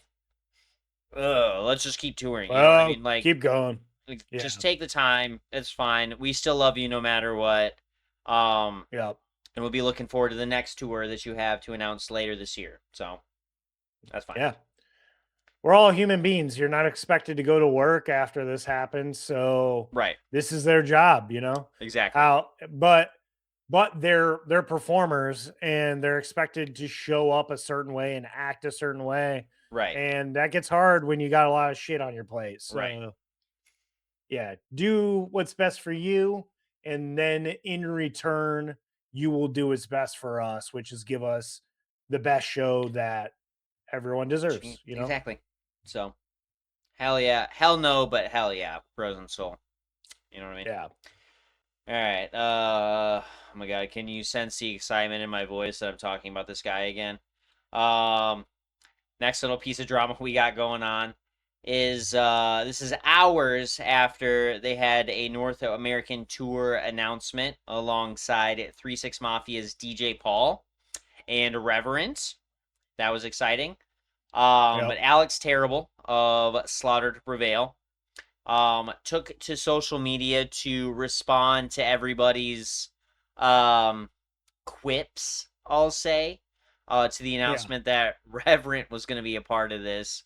He had to respond to everything. A lot of people were very uncomfortable and hated the fact that Reverent was attached to a tour with Slaughter to Prevail. Some of the comments, one states, "We lost Reverent," thumbs down, ×3. So they feel very strongly about that. The next one, "Sharing the stage with a Nazi, always a big no-no." First signing to Atlantic and now this. These guys fell off real fast. Some of the heavier hitting comments. But Alex responded back to those statements. This one's a little bit longer, so just bear with me. We just announced our U.S. tour for this fall, and we'll be announcing a Latin American tour soon as well. I remember there was a time when we toured by ourselves, and people kept complaining that we didn't have an opening band. So we started inviting support acts, and every single time the same thing happens. Fans of those bands started calling us Nazis and say they don't want to see their favorite bands touring with us. That's why, personally, it's much easier for me to just tour alone without any support acts so they don't have to deal with the backlash or damage to their reputation. It's a pretty mature take. It sucks, but at least he understands I would rather do this alone than make these guys suffer. Right. Let's see, I don't want to hurt anyone's reputation. So if Reverent decides not to be a part of this tour, I'll completely understand and wish them nothing but the best. I genuinely like their music. I do too, Alex. I can agree with you on that. And I believe that they have a bright future ahead of them. As for us, a band from Russia with a bad reputation, we'll keep walking our own difficult path. At least it's never boring. Yeah, man. Like I said, a real mature take on it. He's not trying to talk Yep. shit to everybody. He just realizes, which honestly makes me respect Alex a little bit more. And it's never like I just disrespect him. I just really don't like his music, and I really don't like their fans.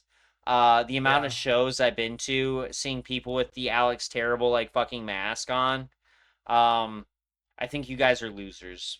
I'm not sorry. Oh, It's really fucking lame. man. And you guys spent all that money on a mask powered by batteries that moves when you talk, and oh my god, it's so cool. I guess. Hey, man.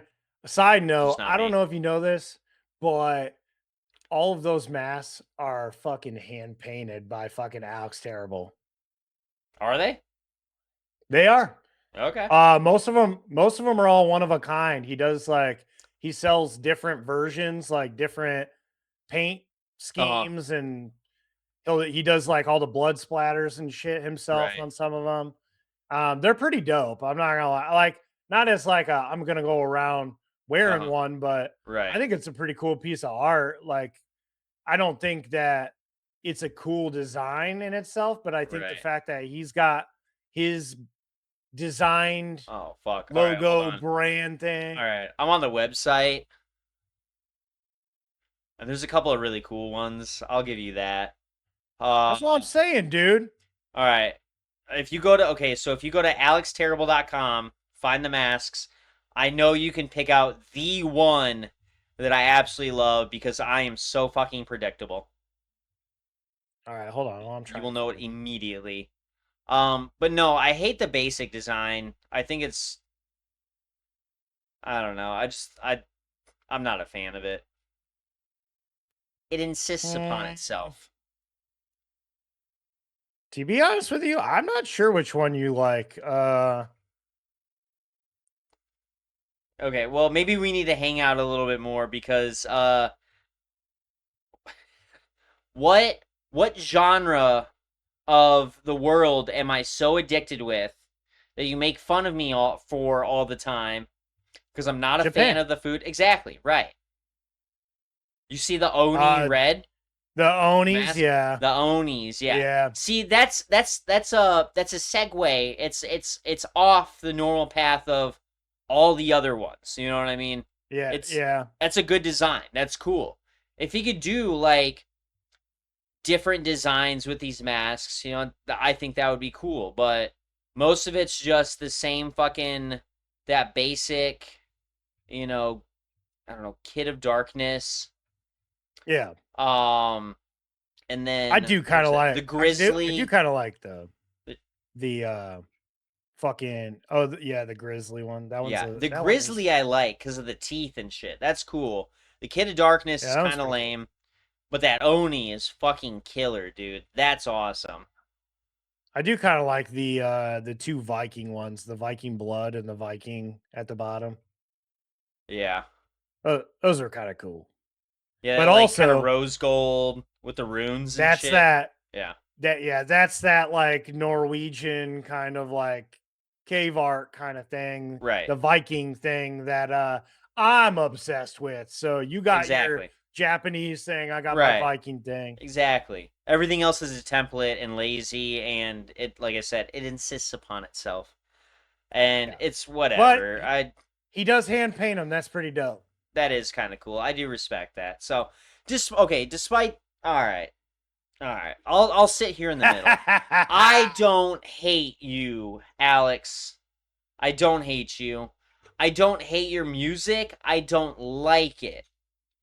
And you probably won't catch me buying a ticket, but I will respect the fact that you can recognize your mistakes in the past. You can recognize the problems that have been caused, but you continue moving forward and it doesn't stop you. I respect that. I will give you that credit. And that ends my fucking sentence. That's all I'm going to say. Otherwise, I feel like I'm going to keep talking. I'm going to keep drinking. I'm going to be like, you know what? Alex Terrible is not that terrible. He's actually kind of cool. I'm leaving it right here, all right? We're fine. You're going to shut up before you say some stuff you're going to regret. Exactly, right. Before your brother calls you out. He's going to be texting you. He's going to be like, what the fuck, dude? You fucking, right, exactly. You fucking pussy, dude. You couldn't just... Right. After he yelled at me last week for being cool with Alex Terrible. Exactly, right. Next up, we got a pretty cool story. The headline that I saw for this was Mario out, Luigi in. Exactly. They're tag teaming, dude. Yep. Yeah, this was awesome. Luigi Peraventi of, which that's probably not how you pronounce his last name, because I'm a fucking white guy that doesn't understand. I feel like I feel like you're right. How else could you say it? I mean, it's all in pronunciation. Yeah, right. I guess. But yeah, he's the drummer of Paleface Swiss. He's coming in to handle drums for Gojira during their U.S. festival dates. Mario is sitting these shows out due to an immigration issue. Unfortunately. Gojira issued the following statement. Hey, everyone. Important update regarding our festival performances. Mario is dealing with an immigration issue that has made it impossible for him to travel to the U.S. in time for our shows. Mario is heartbroken not to be here with us and has fought hard every step of the way to find a solution. We're so grateful for the incredible Luigi Peraventi of Paleface Swiss, who has stepped in on short notice. Player 2 has entered the game. Respect. We can't wait to see y'all out there. The impacted shows were over this past weekend. They were at Rockfest in Wisconsin, Upheaval Festival in Grand Rapids, and Incarceration in Ohio. And I saw some videos. I saw a clip of Luigi playing one of their tracks with them. And dude, he held up, dude. Yeah. He did Paleface is no fucking slouch. Right. But yeah, he did a good job. It's hard to match such a fucking monstrous drummer. So yeah, exactly. Props to him for fucking learning this set. Reading short notice. What's the vocalist's name? Mario's brother? Joe, I think, right? Joe, yeah, Joe Duplantier. He was talking about, I believe, at Upheaval, that before, Luigi got in, that he spent like 2 days, not necessarily auditioning, but like this guy he didn't learn everything in 2 days, but like they gave him a couple days before they got him into this and everything. And he was like, he killed every single song that we gave to him to fucking play. Like, so it was a no-brainer. You know what I mean? Yeah. I'm upset because when they were playing at Upheaval, I had just gotten home. This was on Friday last weekend. I don't think you know this. You don't know this guy, but he was a semi-regular at Kingfisher. And his family ended up becoming like my metal friends at Kingfisher. Anytime I would see them, because there would be a little span of time between when I would see them in between each visit, and we'd always just have Yeah. like a show story to share, you know. And anytime I post about something, like the guy's name is Richie. He always likes my stuff. We're always commenting. We're always talking about stuff. He messaged me. This is the first time in a while, and was like, "Yo, bro, like, are you up in Grand Rapids tonight?" And I was like, "No."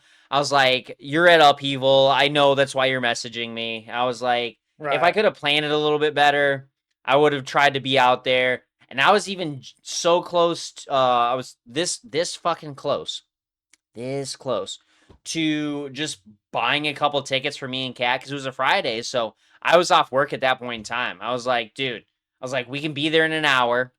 You know, it was Right. like 7-ish when he had messaged me. So it was before even the headliners would have been playing. So Right. we could have gotten out there to see Gojira, to watch, some of the news we're going to talk about in a bit.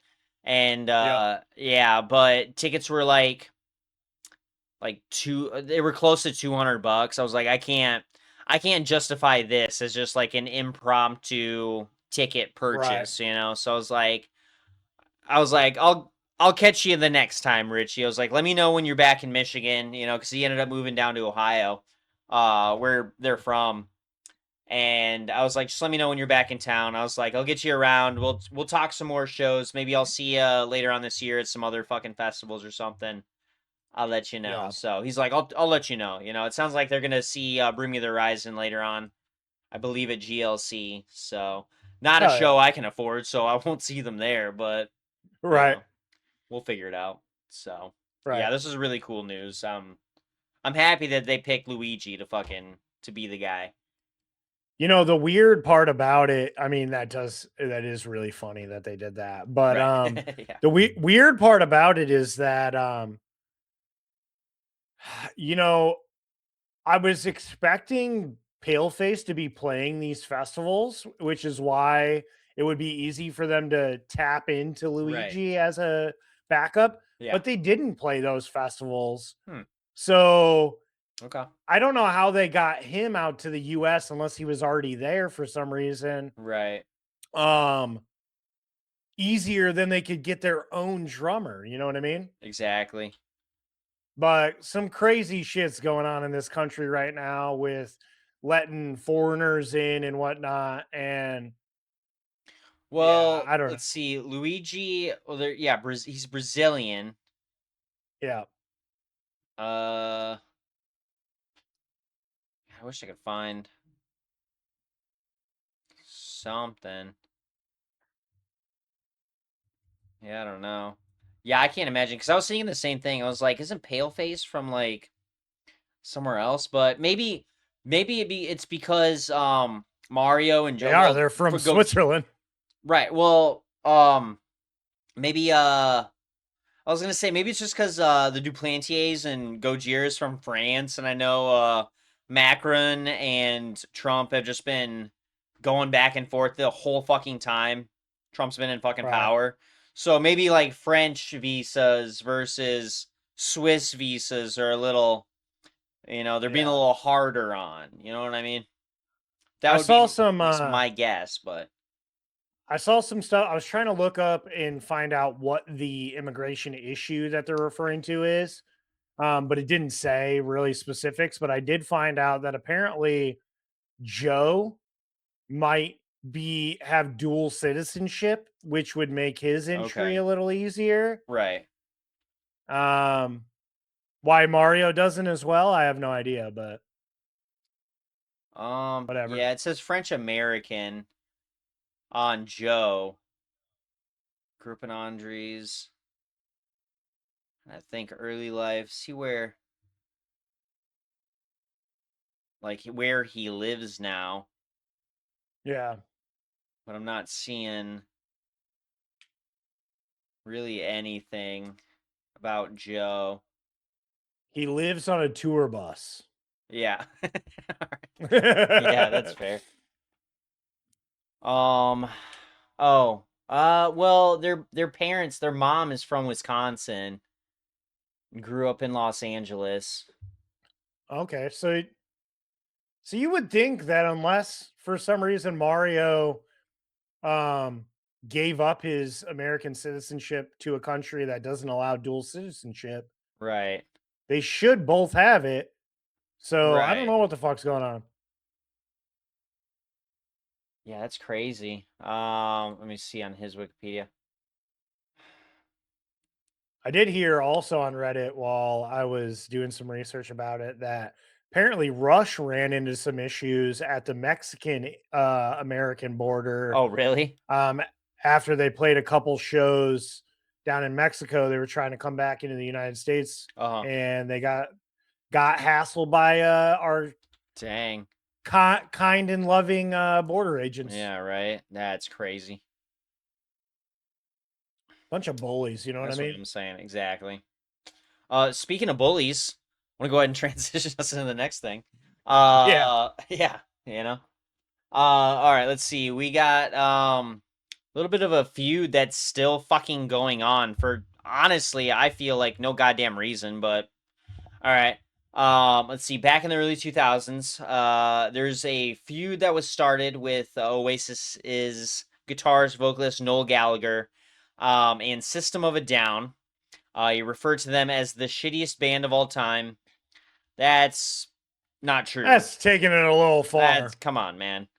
Even Yeah, if you don't like System of a Down, there are far shittier bands. exactly. If he would have started this feud with like Limp Bizkit, Yeah. I would have completely agreed with everything. I'm not saying they're the shittiest band of all time, but hey, a feud between Noel and like Fred Durst, I'd love to see that. I'd pay Yeah. money to see that, but besides the I'm point. pretty sure that probably happened, to be I'm honest sure. with you. But... Yeah. But yeah, let's see. System of a Down's guitarist vocalist Darren Malakian is still not over this diss. Let's see. On July 13th, just happened about a week ago, Malakian told a crowd at the Tottenham Hotspur Stadium in London to yell, "Pull Oasis out of your ass" during a performance of Needles. He said the following about the lyric change: "London, do you have an ass? I said, do you have an ass? Everybody say ass, ass, ass. We have a little song about a tapeworm. Just for fun today, I'm going to name the tapeworm. Today, I'm going to name the tapeworm Oasis." Let's see. Just a couple days after that, Malakian also blamed Oasis for England's World Cup loss while at the same venue. I feel like you're really stretching here, Darren. He said the following: "Don't boo me, boo Oasis." So I heard the score is now 1-1. If you guys lose, I blame Oasis. I think he's just looking. That's clickbait without being online, if I've ever heard it. Yep. Dude, when I was reading this after you put it on the Google Doc, I was like, what the fuck is going on? Why? Why are we hearing about this? Why are you doing this? What the fuck? I can't wrap my head around this. I can't explain it. I can't justify it. I just get over it, man. You're both old as shit. You got way worse things to focus on, especially as a band, System of a Down. But Right. what, Darren's the fucking no, he's not the MAGA guy, but he's the weirdo for sure. I know that. No, he's the wild guy. Right. Yeah. He generally has a pretty good outlook on at least the political nature Right. of things. Yeah. But I just what like what the fuck? Like maybe it's just because they were in London and he's like, Right. oh yeah, hey, you know, London guys, let's do this. Yeah, But let's make fun of these guys. I mean, yeah, I think I don't really care one way or another, but I think low hanging fruit, dude. Oasis sucks. right, exactly. Noel Gallagher's a cunt, dude. He doesn't need help. He makes himself look bad. Right. Dude So, can't even get along with his own brother, dude. right. Yeah, I don't know. That's just it was an insane piece of news that I had to read, and now you all know about it too. Yeah. More beef 20 years later. 20 almost 30 years later. Yeah. It's all right. Hey, It's cool. perfect time to respark a feud, dude. Perfect, exactly. Yeah. In other news, we got some more news about Upheaval Festival. Um, in a pretty contentious state of matters, Poppy was forced to miss her July 17th set at the festival in Grand Rapids. Despite this, her band ended up playing the whole set without her. The singer's absence came after the wildfire smoke, which Tyler and I know all too well about. Yeah, it was kind of rough. Caused bad air quality in the area. I wouldn't say bad air quality is an understatement. It was pretty fucking bad. Yeah, I don't think we could. Dude, our visibility was like a mile or less. Like it was. Yeah, You know what I mean? it was And rough. that was insane. I remember driving to work that day. I was like, "What the fuck is going? Like, whose house is on fire this time?" Because for the last couple Yeah. weeks, there's been enough news about that. And no, it Right. turned out that the entire upper half of Canada is on fire. Is burning. It's Yeah. literally burning right now. So Burning out of control. Yep. Yeah, dude, on my way to work the other day, the solar powered street lamps were on at 10 a.m. Jesus. With the sun beating bright above them, but there was so much smoke that couldn't see it. Right. So yeah, bad is an understatement. It was pretty awful. The musicians on stage were even wearing N95 masks underneath their stage masks, which was a smart move on their part. Right. Poppy commented the following: due to hazardous AQI reaching 350 plus around our set time, I was unable to join my band on stage. I was unable to breathe in those conditions. You might have noticed our set was instrumental only.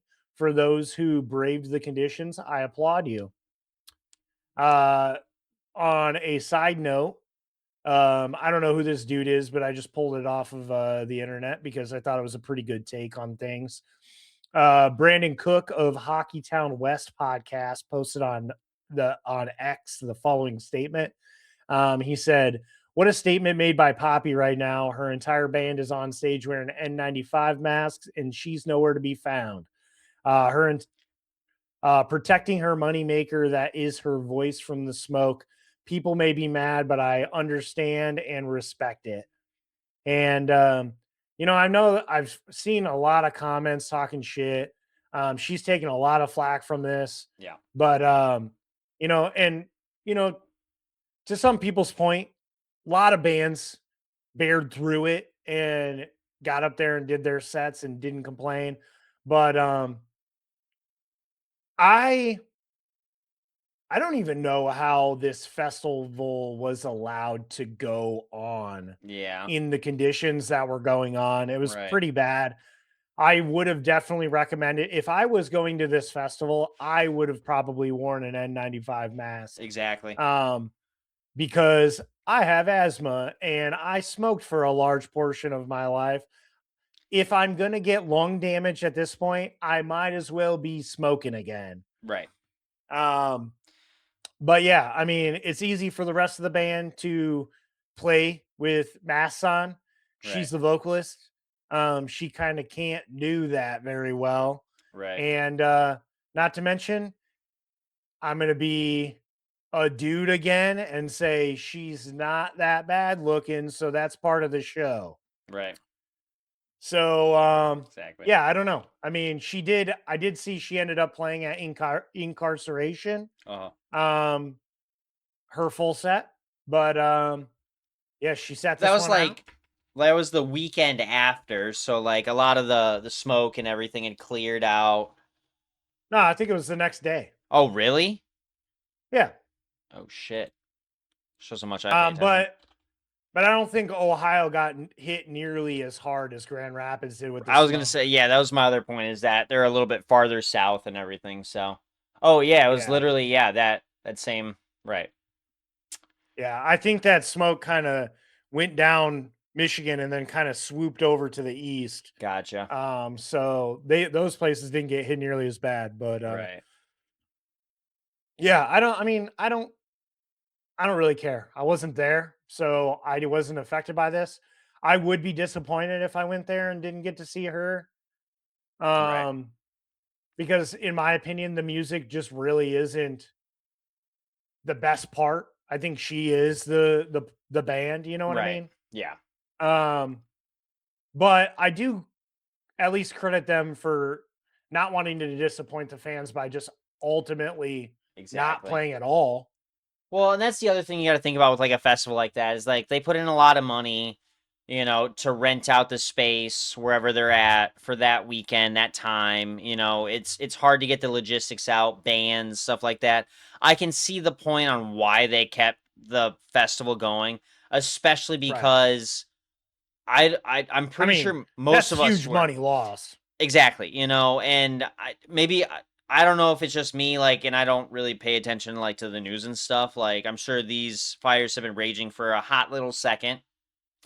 Um, but how do you foresee how that's gonna affect the surrounding areas? You can't, you know You what I don't. mean? So I think it Yeah. was a surprise for everybody when we all woke up on fucking Thursday, Friday, afternoon and just saw nothing a mile out. You know what I mean? You Yeah. can't plan for Right. that. So I see why they did it, but it also sucks that they did and whatever. And I mean the other bands were cool with it, I guess. Poppy wasn't. Whatever. Yeah. It's fine. Yeah. To each their own, man. Exactly. I don't blame her for not wanting to put her health at risk to play a show. Exactly. Yeah. That's the way that I feel about it. Fair. Fair take. All right. We got one more little piece of drama. And we'll move it along to our next little segment. Let's see. We got Louisiana sludge meddlers Crowbar. My favorite band to make fun of. I love their music, I really do, but I love the videos that people have been doing now that they've been a little more prevalent recently. Um, Right. I don't meet the weight requirement to listen to Crowbar, but I sneak a song every so often. They've Yeah. canceled their summer tour dates in Europe because frontman Kirk Windstein is dealing with a synovial cyst on his spine. You guys need to make that a song name when you get back into Yeah. it. That's a Crowbar song if I've ever heard one. That's what I'm saying. Let's see. The tour had been slated to commence next week and conclude in early August. Winstein shared the following via a video update this morning. Wow, Mitch McConnell, take a note. He can't. He's dead. Um, as everybody knows. Or at least brain dead. Exactly, right. Or most fans know, I had to perform sitting down last year during the Crowbar I Hate God US tour, and I have a bilateral synovial cyst on my spine. There it is. All right, bilateral synovial cyst on my spine. Got it. All right. That is beginning to flare up again, and it's giving me a lot of problems. To cut straight to the point, it's acting up and has been for a couple of weeks now. So I begin physical therapy tomorrow morning. Unfortunately, we have to cancel this upcoming European tour. I've been touring for 36 years and I've never canceled a tour. But due to my physical health at this point, I'm unable to get on plane flights and ride in the van for 2 weeks and, catch 2 flights home. So I do apologize and I understand y'all will be disappointed, understandably. But we're going to do everything we can to make up these shows. We are not rescheduling the tour, but just to make up these cities next year when we're over in Europe. With Crowbar, thank you all for understanding and all the best. I need to look up what a synovial come on. Synovial cyst on the spine. What the fuck does that look like? Benign fluid-filled sac develops in the facet joints of the spine, most commonly the lumbar region, caused by joint degeneration and arthritis. They press on nerves. It causes sciatica, leg pain, or numbness. So, yeah, it's mostly non-cancerous. It's just really annoying to deal with. That's what it seems to be is going on, which I mean sucks in its own right. Like I'm not trying to diminish by researching it or anything. Like it sucks that he's dealing with that. And Right. like when you're touring, when you're on stage, like you're up, you're moving, you're Right. bouncing around, you're doing shit like that. You're headbanging, all that. And this sounds like something that prevents all of those things from happening. In fact, he had to perform sitting down. I'm sure that was rough enough. You know what I mean? Right. So, yeah, all the blessings and good feelings, and hopefully you recover well enough, get your rehab done properly, and you can perform soon enough. Yep. Yeah, what are you gonna do? Life fucking throws shit at you. Exactly. Every band has human members and they have human Right. problems that they need to Right. deal with.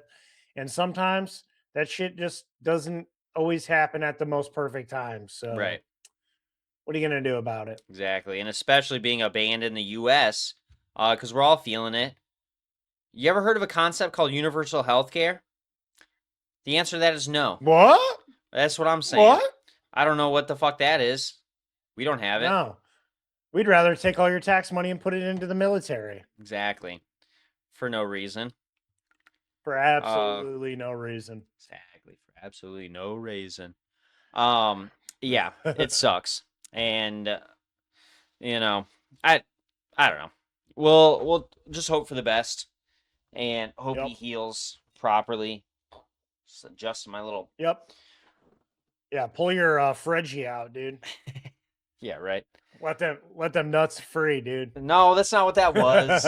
No, I have a blanket down as my like little seat, and I spilled a little beer on my chair, so I'm using that to soak up the beer, and it ended up bunching up, and I had like a whole like a fist like amount of blanket right on my ABC, and I was just like, oh, okay. Ah, hello. Right, exactly. So it was very uncomfortable. Almost like synovial cyst on my spine. Yeah. But probably not quite. Not quite. No. So all right. That's all the drama we got for today. So we're going into your artist news. we don't have anything crazy for this one. Exactly. Other than a newspaper thing, that's all. We need to spitball some more fucking some more transition things. We'll talk about it. All right. Yeah, we will. We'll plan these out. We'll get better for you guys. Right. First bit of news we got is that English grindcore pioneers Napalm Death are the latest and perhaps the heaviest band to take the stage or the desk, for that matter, for NPR's renowned Tiny Desk concert series. Video of the group performing an 8-song set, which totaled a whole 2 minutes and 35 seconds, can be found below. I'm just joking. It didn't. Yeah, right. But Napalm Death fans will likely notice the absence of bassist Shane Embury, who remains sidelined with various health issues. Matt Sheridan is currently filling in. Napalm Death vocalist Matt Barney Greenway commented the following quote. He said, "I've dipped in and out of Democracy Now! Via NPR radio for decades now to get my unvarnished yet thoughtful North American news. So when the NPR Tiny Desk thing came up, it kind of blew my tiny mind a little bit. We realized that we were going to reach far more people than the usual Tiny Desk performance. But as you might expect from Napalm Death, we're never going to temper the performance to any degree.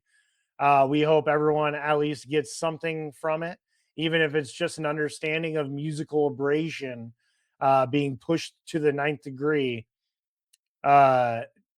Please always support public access broadcasting in view of the ongoing relentless attacks upon it." Yep. I agree with you 100%, Barney. And I highly enjoyed this set. It was a sick performance. It was awesome. And yeah, dude, it was wild. Right. Getting a fucking straight up mosh pit. I mean, we've seen mosh pits before on Tiny Desk. Yeah. That's nothing new. But this was a mosh pit. It was awesome.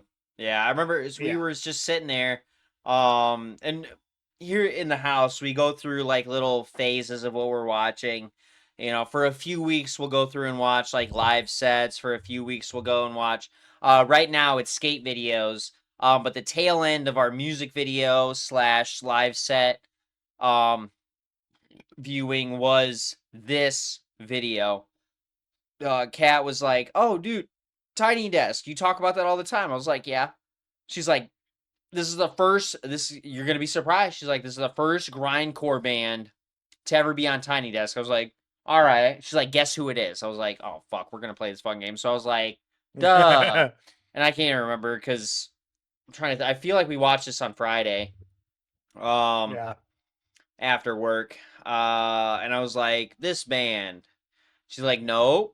I was like, "All right, this band," and I'm pretty sure I put Fuming Mouth in there. I was like, "Oh," she's like, "No, who's that?" I was like, "All right, that's a whole different All conversation that we're right, gonna have to never have." mind. But all right.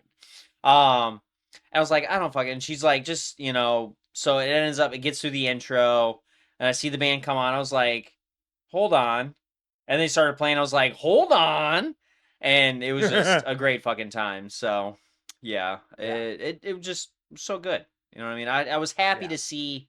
We're starting to get more heavy representation in normal settings. You know what I mean? Most of the bands that we see on Tiny Desk are like pop punk, you know, what was it? Was it Turnstile that was on there Yeah. with Yeah. the Turnstile. crowd surfing and everything?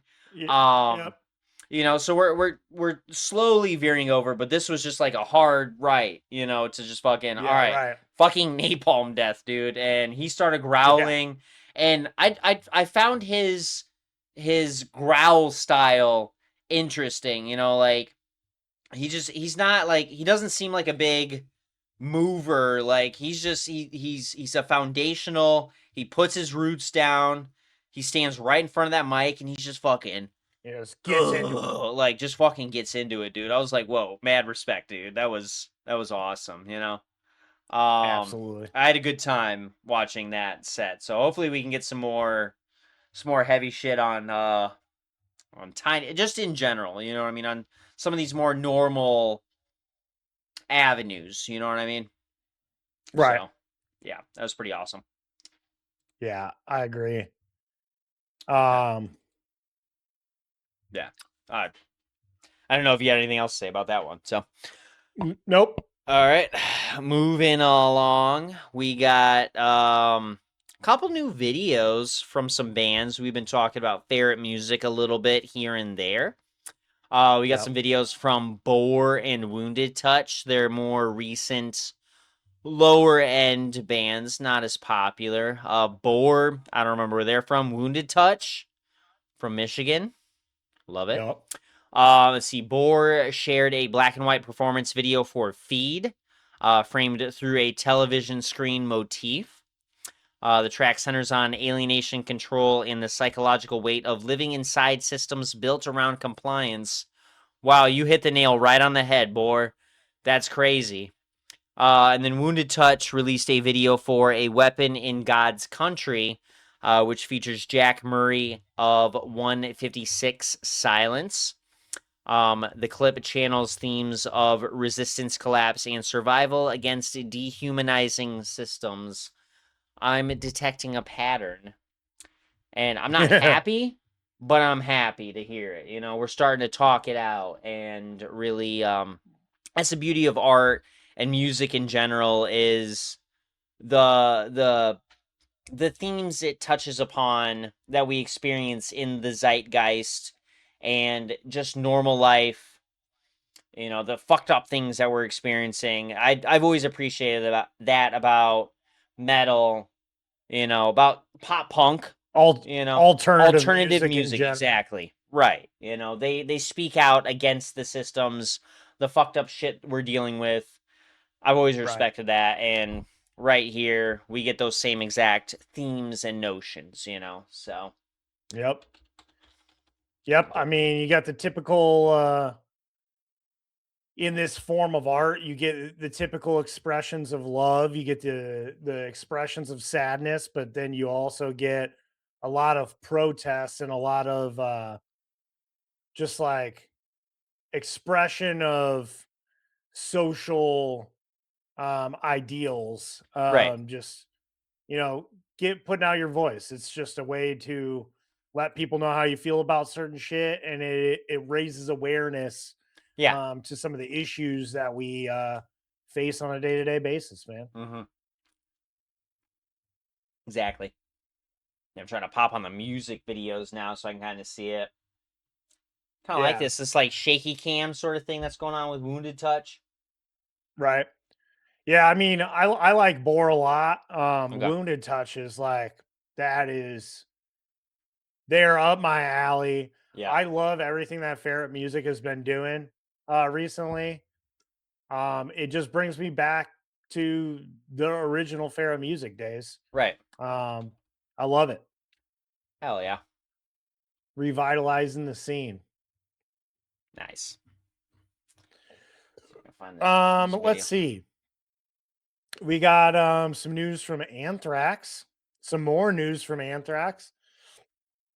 On top of the handful of singles that we've got released recently. They have recently teamed with Z2 for Not, the illustrated oral history of Anthrax, which is a graphic novel, which will be the chronicle of the thrash metal pioneers' 4-decade career through illustrated firsthand stories from Scott Ian, Charlie Benante, Frank Bello, Joey Belladonna, and John Donace. The book will cover the band's early days, their ties to Metallica, Pantera, Beastie Boys, Public Enemy, and more, along with moments such as their appearance on Married with Children. I used to love that show when I was younger. Yeah. Set for release on March 16th, 2027. The project will feature cover art from Brian Bolin, J.G. Jones, and Kevin McVeigh, along with contributions from a long list of underground art and comic figures. The limited edition Not Man 12-inch picture disc will also be included. You can order novels and more at z2comics.com/collections/anthrax. There's some pretty cool shit on there. If I could afford any of it, I would definitely get in on some of it. There's some cool shit on there. Right. But drummer Charlie Benante shared the following quote saying, being a band for 40 plus years, you have some stories, you have some experiences, and the way we're telling the stories and experiences with Z2 is a great way for us and the fans to actually visualize these little stories in comic book form. I think once people see it, they'll get a laugh out of it because these stories are true. Nothing is fabricated here. I think you're going to enjoy these stories, these great artists, and their new collaborations between Anthrax and Z2. Z2 president John Bernstein added, when it comes to Anthrax, there's never a question of if we'll work together again. It's when. They're one of the most innovative, fearless bands in heavy metal, and every collaboration pushes us to raise our game. The response to our first graphic novel proved that Anthrax fans want more memorabilia. They want the unforgettable art and experiences. This new graphic album delivers exactly that. It's louder, bigger, and more ambitious than anything we've ever done before.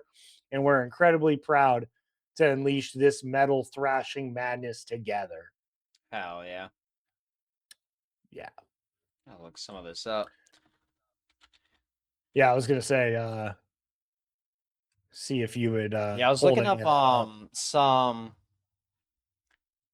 just some of the artists like art to see if I had recognized it. Um Yeah, it looks really like Mad TV, Yeah. like Mad Magazine. I think that's probably the why they called it not, Right. is just to kind of like match that same style there. Exactly. I really love and wish that I could get those Among the Living Saw Blade 3 print sets. Those are dope. Yeah, I'm just seeing the Let's see. Not man. That makes sense. Z2 Comics. Okay. Oh, there we go.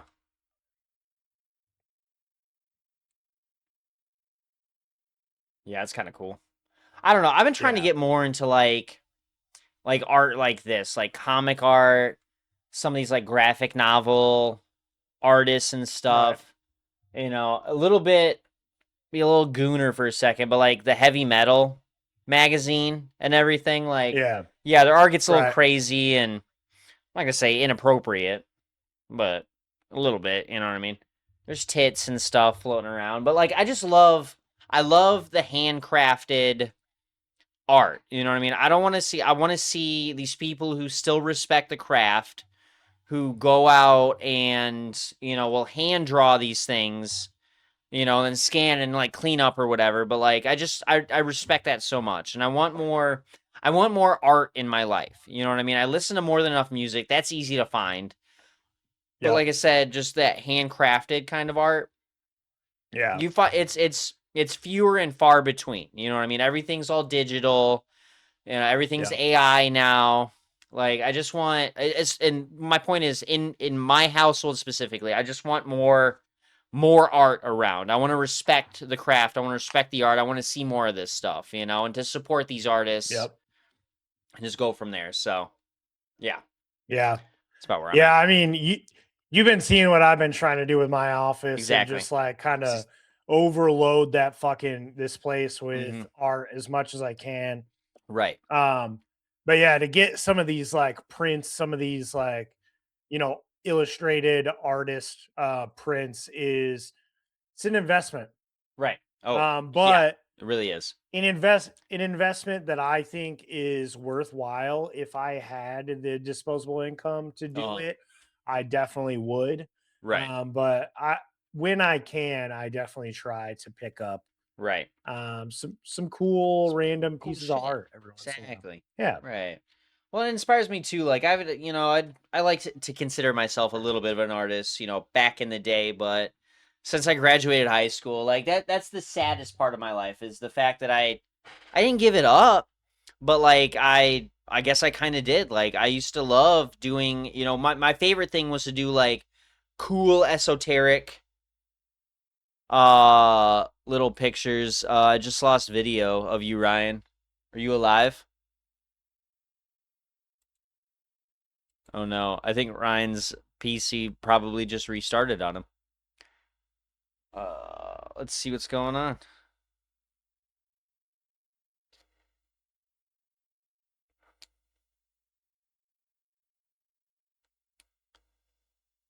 Yeah. All right, hopefully he comes back soon. I'm gonna keep this rolling for now. Just I'll put a funny picture in post. Um, let's see. All right. So yeah, art. Support art where you can, guys. And gals, you know. Give them money, do all that, and check out this release by Anthrax and Not Man. Let's see. We got some news from Imperial Triumphant's bassist Steve Blanco. You'll be releasing a new solo piano album, Mysticus, on July 24th. This record features original compositions recorded at Music City Piano in Nashville. Let's see. It's recorded on a Shigeru Kawaii. So Kawaii SK7. A video for Mysterio filmed during the album's recording sessions is available now. I will admit I did not watch it. But maybe you can, and you can tell me about it in the comments. Is it good? Is it not? We'll see. I don't know, but I'm gonna text Ryan a little bit. Maybe we have a little cut or something I don't know. We'll see. Yeah, but I'm just gonna keep talking and just kind of take over some stuff while I text Ryan. PC is restarting. Oh fuck. I've had enough beer. Alrighty. Let's see. So we got some more news from Birmingham, UK. They will be holding its first ever Aussie Day next Wednesday. I guess when you guys are viewing, yeah. Today, while you're viewing this episode, the July 22nd. Celebration will honor the life and legacy of Ozzy Osbourne, who passed away on July 22nd, 2025, at the age of 76. Sad, sad day. Osbourne and his Black Sabbath bandmates famously hailed from Birmingham, helping establish the city's place in heavy metal history. The city council has outlined the planned festivities for the day in a newly issued press release. I've got a lot. I'm going to try and cliff note this, y'all. But yeah. See, on 22nd of July, Birmingham will come together to honor one of its greatest cultural icons as the city celebrates the first Aussie Day. They will see a free program of live music, public art, special performances, and shared moments celebrating the life, legacy, and Birmingham roots of the Prince of Darkness. Delivered by Central BID and Opus, which is the Outdoor Places Unusual Spaces thing. Partnership with Birmingham City Council, Birmingham New Street and West Side BID. Update from Ryan. He's got perfect internet, but we don't know what happened. So, blacked out company.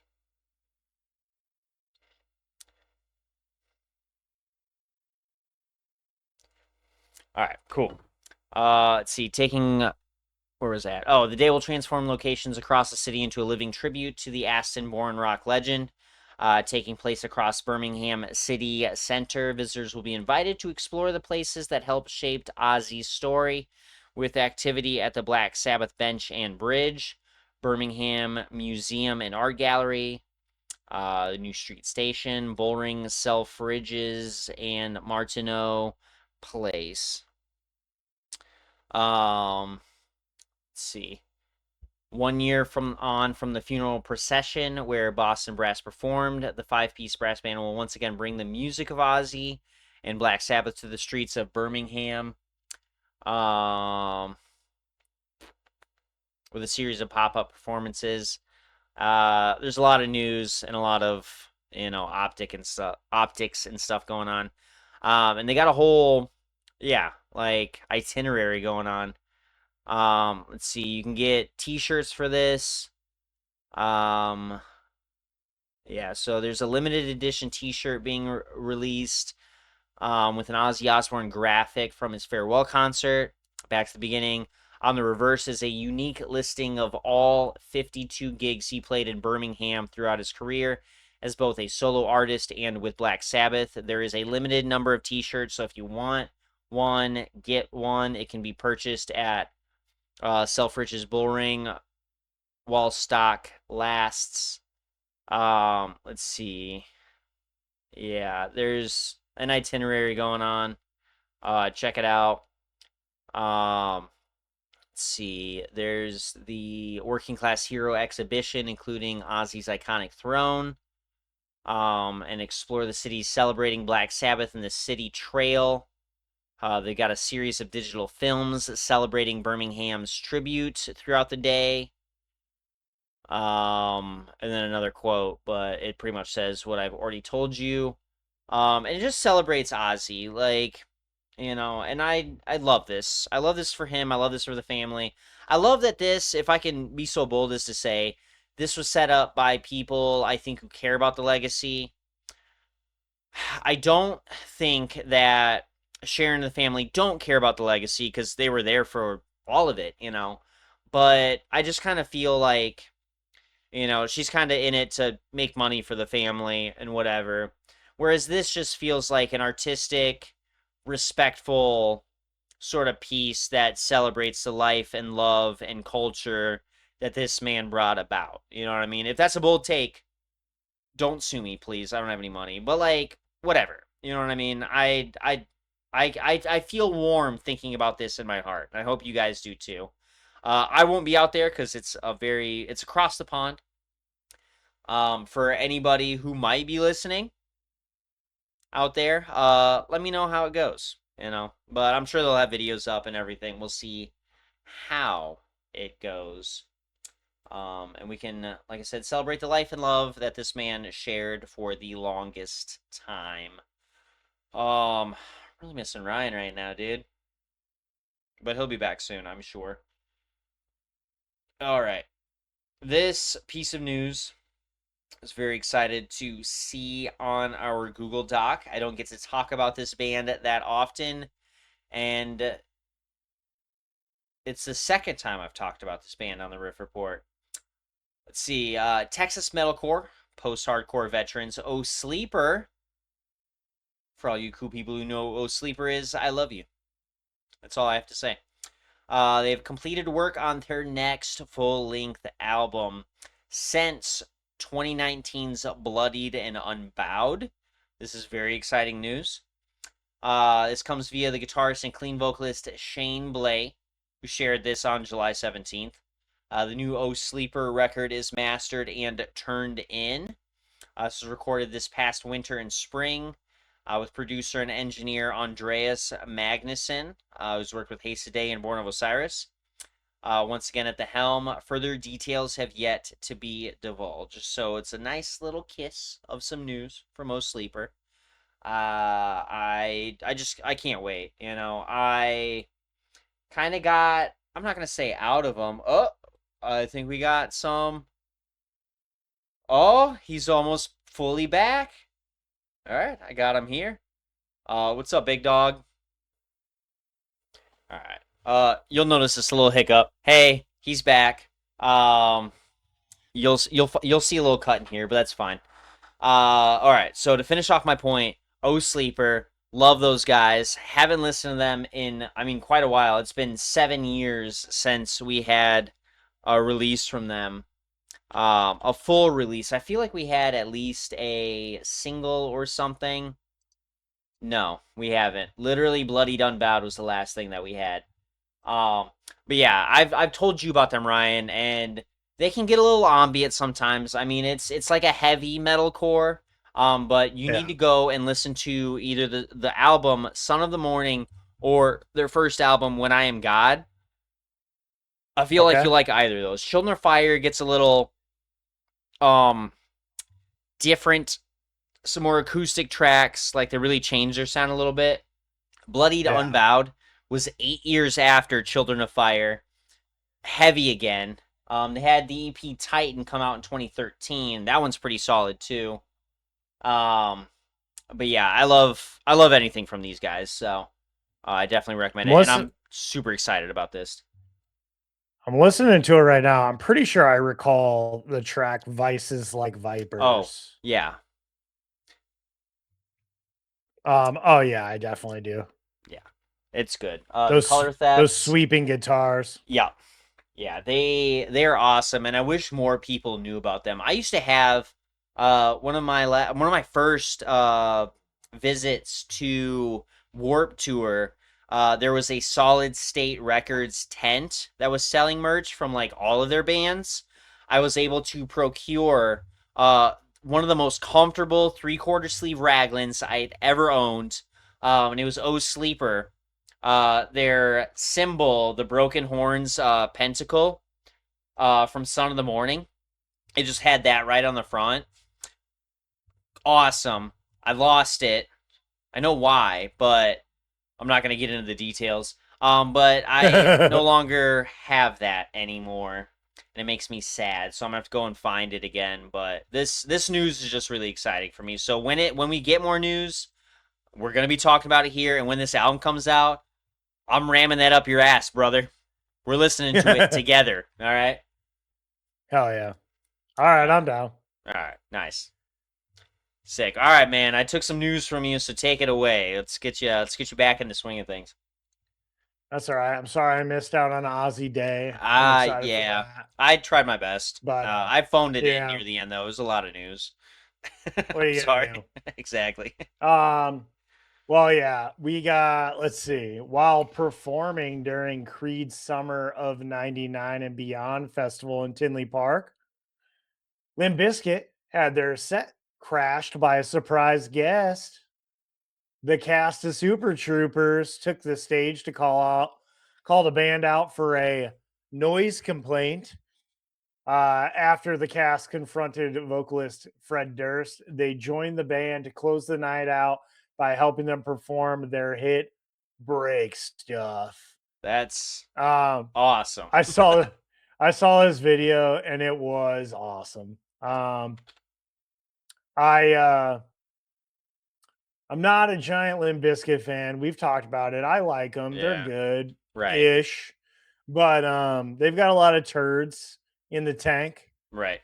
But Break Stuff is definitely not one of those turds. That is a banger Right. of a track. And super awesome for the Super Trooper guys to come out there and fucking sing it with them. Exactly. Seeing Farva on stage fucking singing Right. Break Stuff, hilarious. I'm watching the video overall, now, and pretty funny. it's a great start so far. Yeah. This is awesome. Yeah, they throw the Super Troopers like banner up in the background too. Grade A marketing for the new Super Troopers movie, I was saying. Hell yeah. When do we got that coming out? I don't know. Should be soon, I believe. Super Troopers 3 Shut up, all you is chicken coming, fuckers. coming out August 7th. Oh shit. Pretty soon. So yeah, right around the corner. Yeah. But what the Riff Report really wants is more Tacoma FD. So fucking figure that shit out. Exactly. I agree with that wholeheartedly. Yeah, when that's out at Celebration, fuck it. I'll buy tickets. We'll go on a Tuesday. We'll have a big Riff Report family day, all right? It's going to be great. Hell yeah. Nice. Yeah. Excited. Brewskis and tacos. Let's go. Dude, get some dogs and shit, bro. Had myself a dog at the movie theater the other day when I was watching. It was what did I have? It was Yingling and hot dogs. I had 2 dogs and a couple of Dude, Yinglings, nothing dude. beats that. That's what I'm saying. It was perfect. Watching the Nothing new beats Jackass that. movie. I know it was perfect, dude. Oh man. One thing, don't sleep on it. On Taco Tuesday at the movie Yeah. theater. Right. Don't sleep on the tacos, dude. The tacos are pretty good. I'm not gonna lie. Hell yeah. All right. I will definitely keep that in mind the next time we're there. Maybe it's this moment. Yeah. So yeah. All right. Get Super into Trooper the guys, you're biggest distracting news me. of the night. Exactly. Yeah. The fucking Super Troopers guys are distracting me right now, so I gotta turn that off for a second. He said chicken fuckers no less than 7 times so far, and I love that. I will continue it later. All right, so I'm so excited. I should have been wearing this shirt today. I thought about it, but I didn't. I've got so many of their shirts. All right, we've got details slowly emerging for the new forthcoming Mastodon record, Marrow Deep. We've got an updated track list from a recent feature with Kerrang, showing that the legendary progressive metal group has recruited several other incredible scene veterans for this album. We've got two members from Converge, different tracks. We've got a member from Lamb of God. We've got somebody from Gojira. We've got Queens of the Stone Age, and one from the remaining Black Sabbath crew on this 12-track album. Let's see, 5 of those tracks have these features. Let's see, the news came out after they released their documentary, Mastodon in the Room. If you guys didn't watch that yet, please watch it. It gives the band's take on the beginning to the end of their tenure with Brent and it's gonna jerk some tears out of you. If I may sound a little Yeah. inappropriate for a second. But yeah, this is gonna be the first record without Brent. And it's their first to feature Nick Johnston on guitar and their longtime keys player, Joao. I'm so sorry, Joe. No Guerra. I'm so sorry. I'm so sorry about that. I'm usually really good about it, but Spanish is hard for me. This album is going to be released on August 28th. You can pre-order it online now. They've got a bunch of sick merch out for it. You know I'm buying it, but I just spent like, Yep. dude. Okay, if I may take a second, I spent. I'm just gonna let you guys know how much I on fucking Friday or Saturday, right after I got paid. I spent $200 on tickets for Throne and Norma Jean and AFI. That's just 4 tickets for me and Kat. I know I'm gonna spend more on one of them, so Jordan can show up. I spent $70 on August Burns Red merch, so I'm almost at $300 now. What else did I get? Fuck. I don't know. I spent a bunch of money. I spent like $400 on merch in about 24 hours. So yeah, when Mastodon shit comes out, when I get paid again, I'm gonna be spending probably just about as much on just their stuff. But I'm gonna go ahead and run through a little bit of the features. I'm gonna tell you about the features. The rest of the songs you can just find out when the album comes out. But right now the track list, it looks like, is starting out with Ben Kohler of Converge, Mutoid Man. The track is called Barbarian's Blood.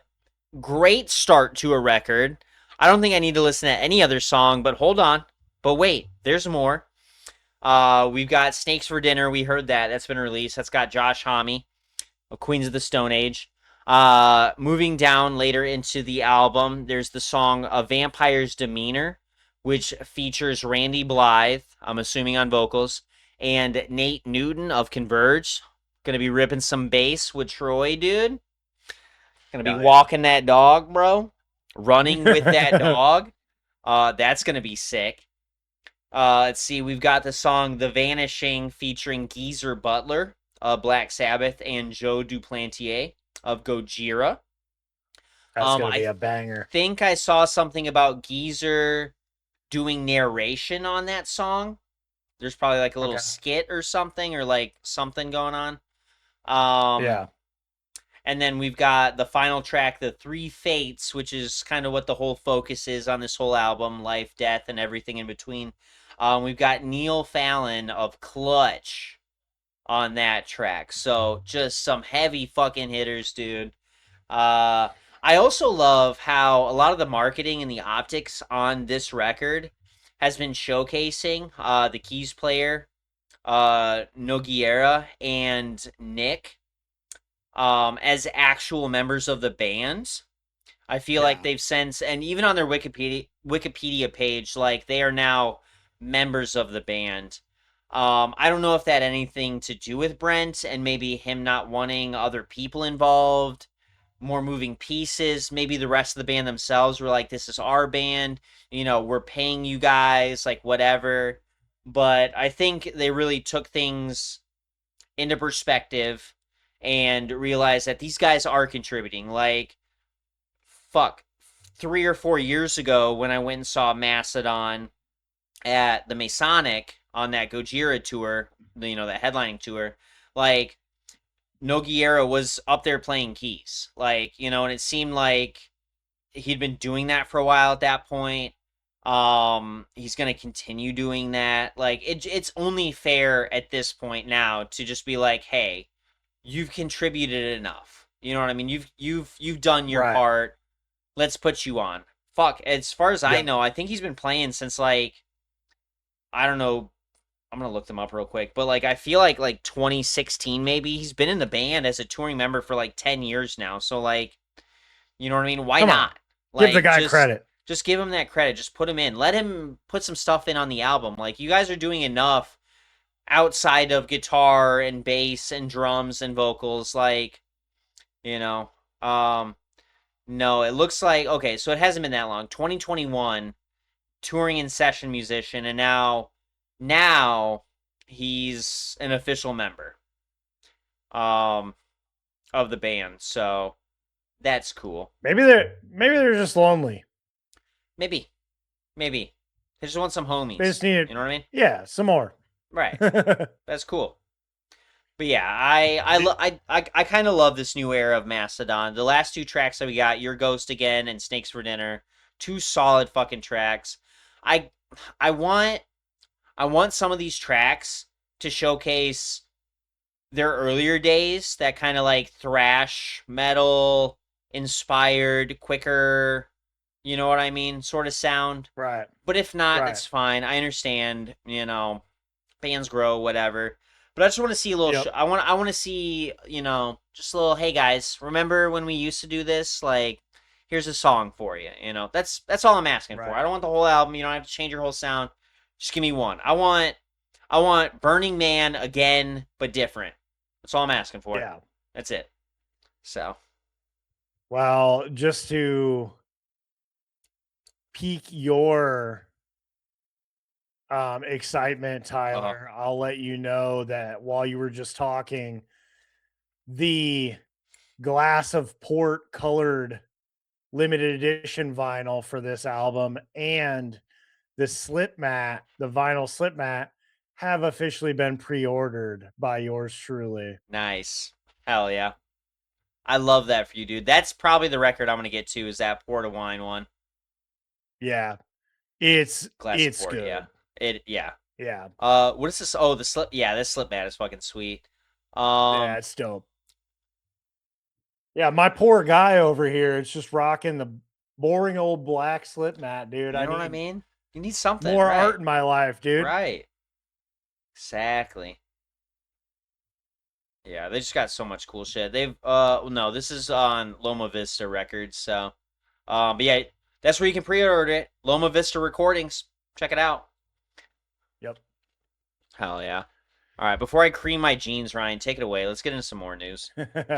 Will do. We're right. almost done. Right.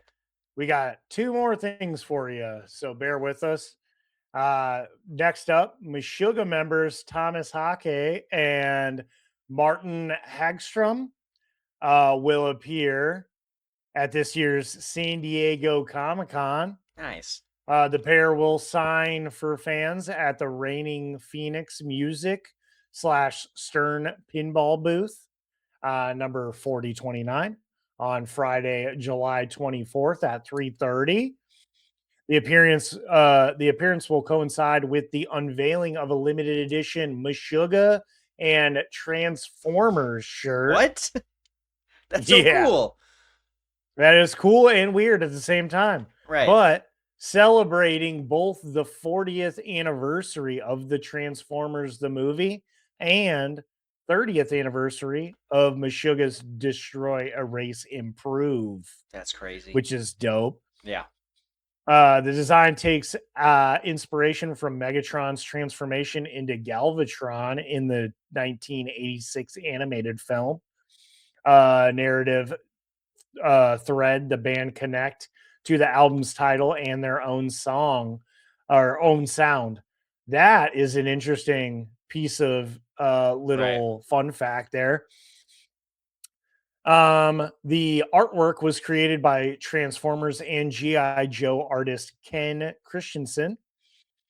Reigning Phoenix Music will also mark the occasion with San Diego Comic-Con exclusive splatter vinyl variants of Destroy, Erase, Improve and Catch 33, two of my favorite albums by these guys.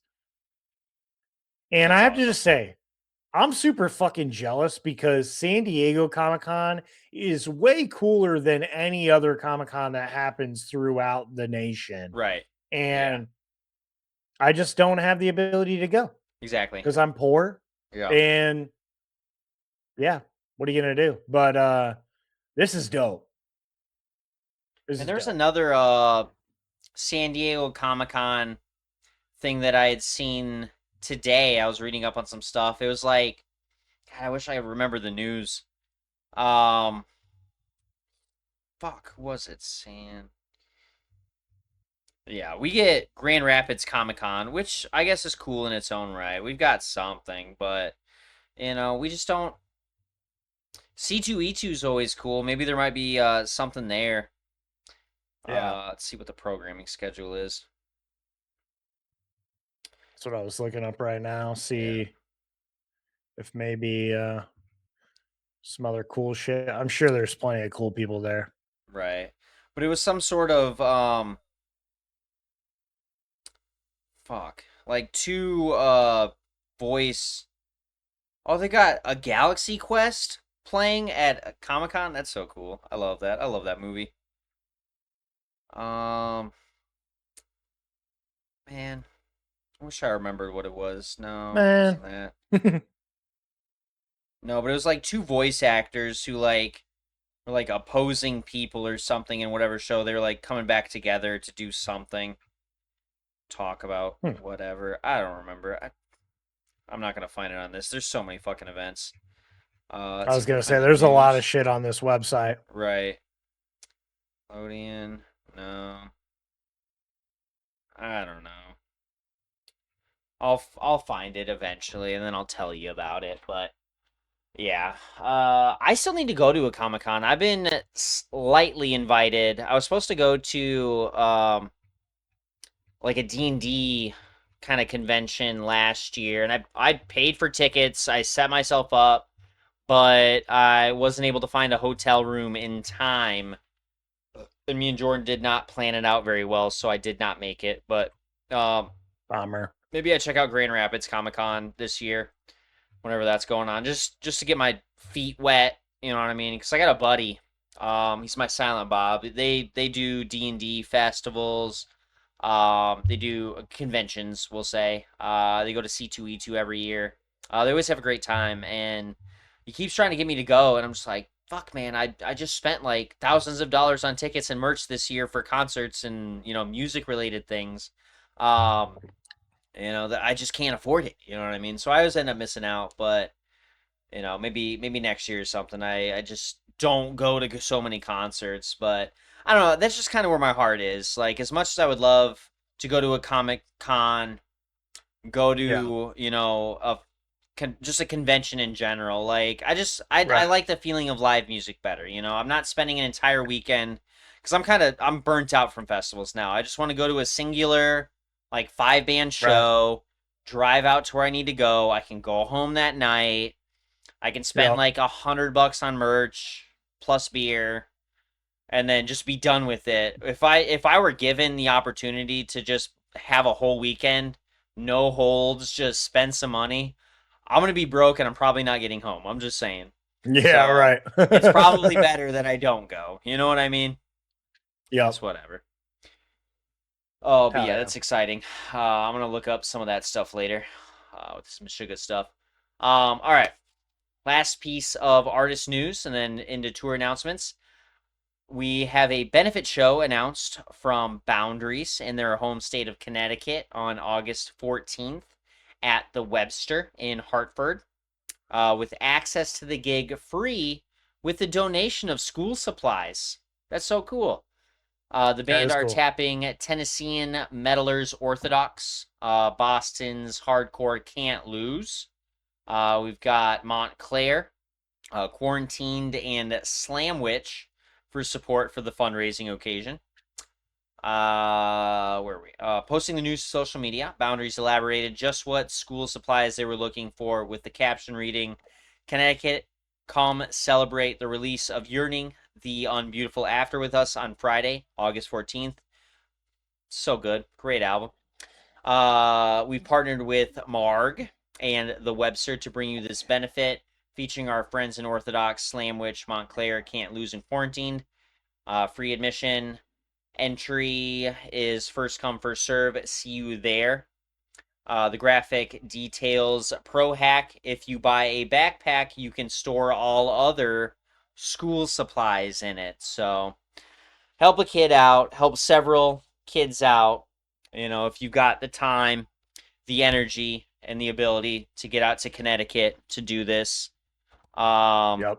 Sounds like a cool thing, and I wish more bands would do that. That's something that I feel like You know, I'm not going to say exactly metal, but once again, alternative music.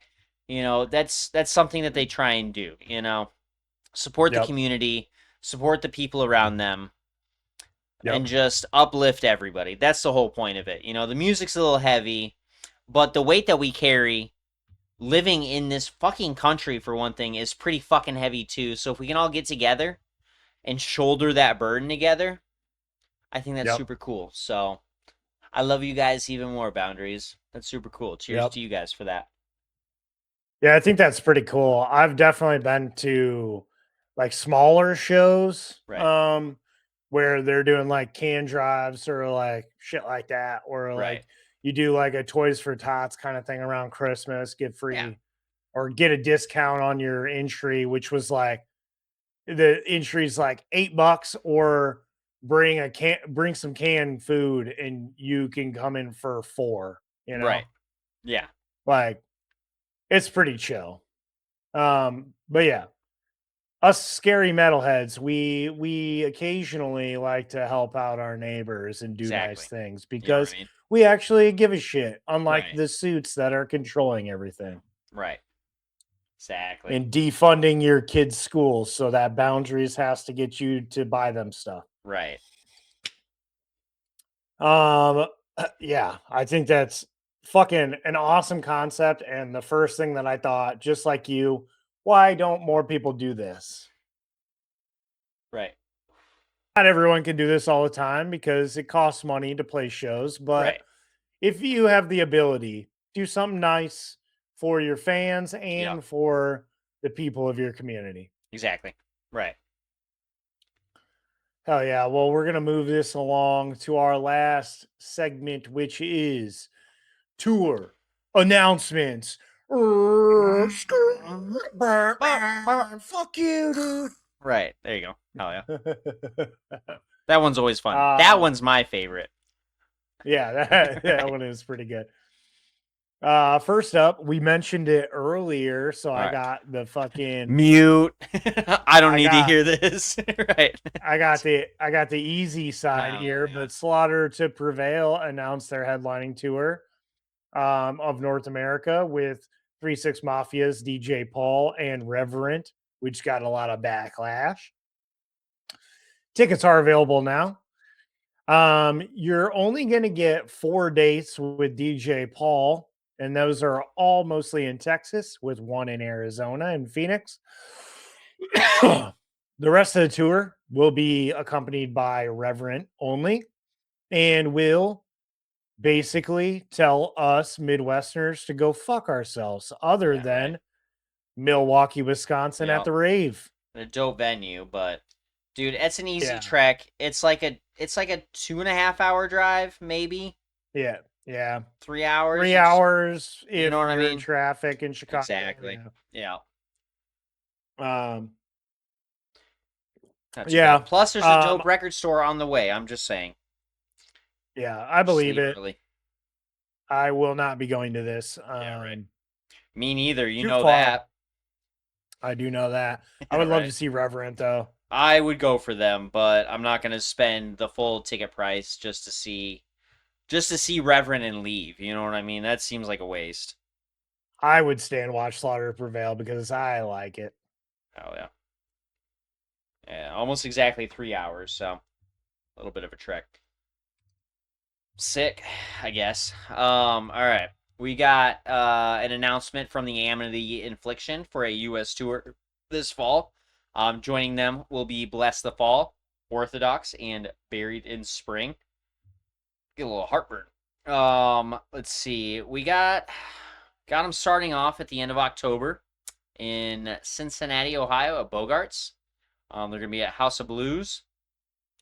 And that's about it for this area. Once again, telling us to go fuck ourselves because these Yep. Australian guys couldn't afford a full fucking US. I mean, they did. It's just touching everywhere just else skipped except us. for us. You know what I mean? Yeah, they Right. got the South, they got the East, they got the West. Yep. I was gonna say if they hit Montana in here, I would have been pissed. But who goes to Montana? I don't Yeah. think you ever see a show in Montana. Where do you play, in a pole barn? Yeah, right, exactly. An open field with bison. You know? Yeah, right. A Right. dive bar. Yeah, right. Yeah, that's about it. So enjoy that show, guys. I guess. They end To up. be honest, Yeah. Well, yeah. You say no, your what? piece. I was gonna talk shit. I was gonna say they end up in Portland, Oregon, at the end of November. That was all. Just want to do my Yeah. part. No, to be honest with you, I'm not that excited about this tour anyway, so I'm Yeah. good. I'd only be excited. I mean, I like Amity Infliction.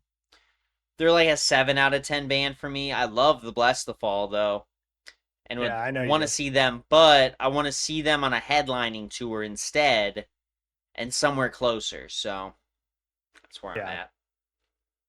Oh yeah. Well, Southern California Deathcore unit Spite is headlining a US tour this fall with support from Stick to Your Guns, No Cure, and Vomit Forth. Tickets are on sale now, and looks like we're getting them in Grand Rapids at Yeah. the Elevation October 25th. They're also going to be playing in Illinois at how do you pronounce that, Tyler? Sauget? Sauget. Sauget. Sauget. I like that one better. Sauget. Sauget. Sauget. Sauget. Yeah, dude. Dude, the way you described that was Sauget, dude. Yeah, dude. Yeah, they're gonna be in Milwaukee at the rave. They're gonna be in Sauget at Sauget. Pop's nightclub. Yeah, dude, this is a tour. Oh, it's that if I had- Sauget. Sorry. Sauget. Well, they can sauge these nuts. How Oh, about hold that? on. Hold on. While you might hear locals or radio ads use variation like Soj or So Gay, the Sauge family and village officials prefer the French-rooted Sauge. Much like Yeah, I Eau bet they- Claire, we say it Yeah. as Eau Claire. They pronounce it as Eau Claire.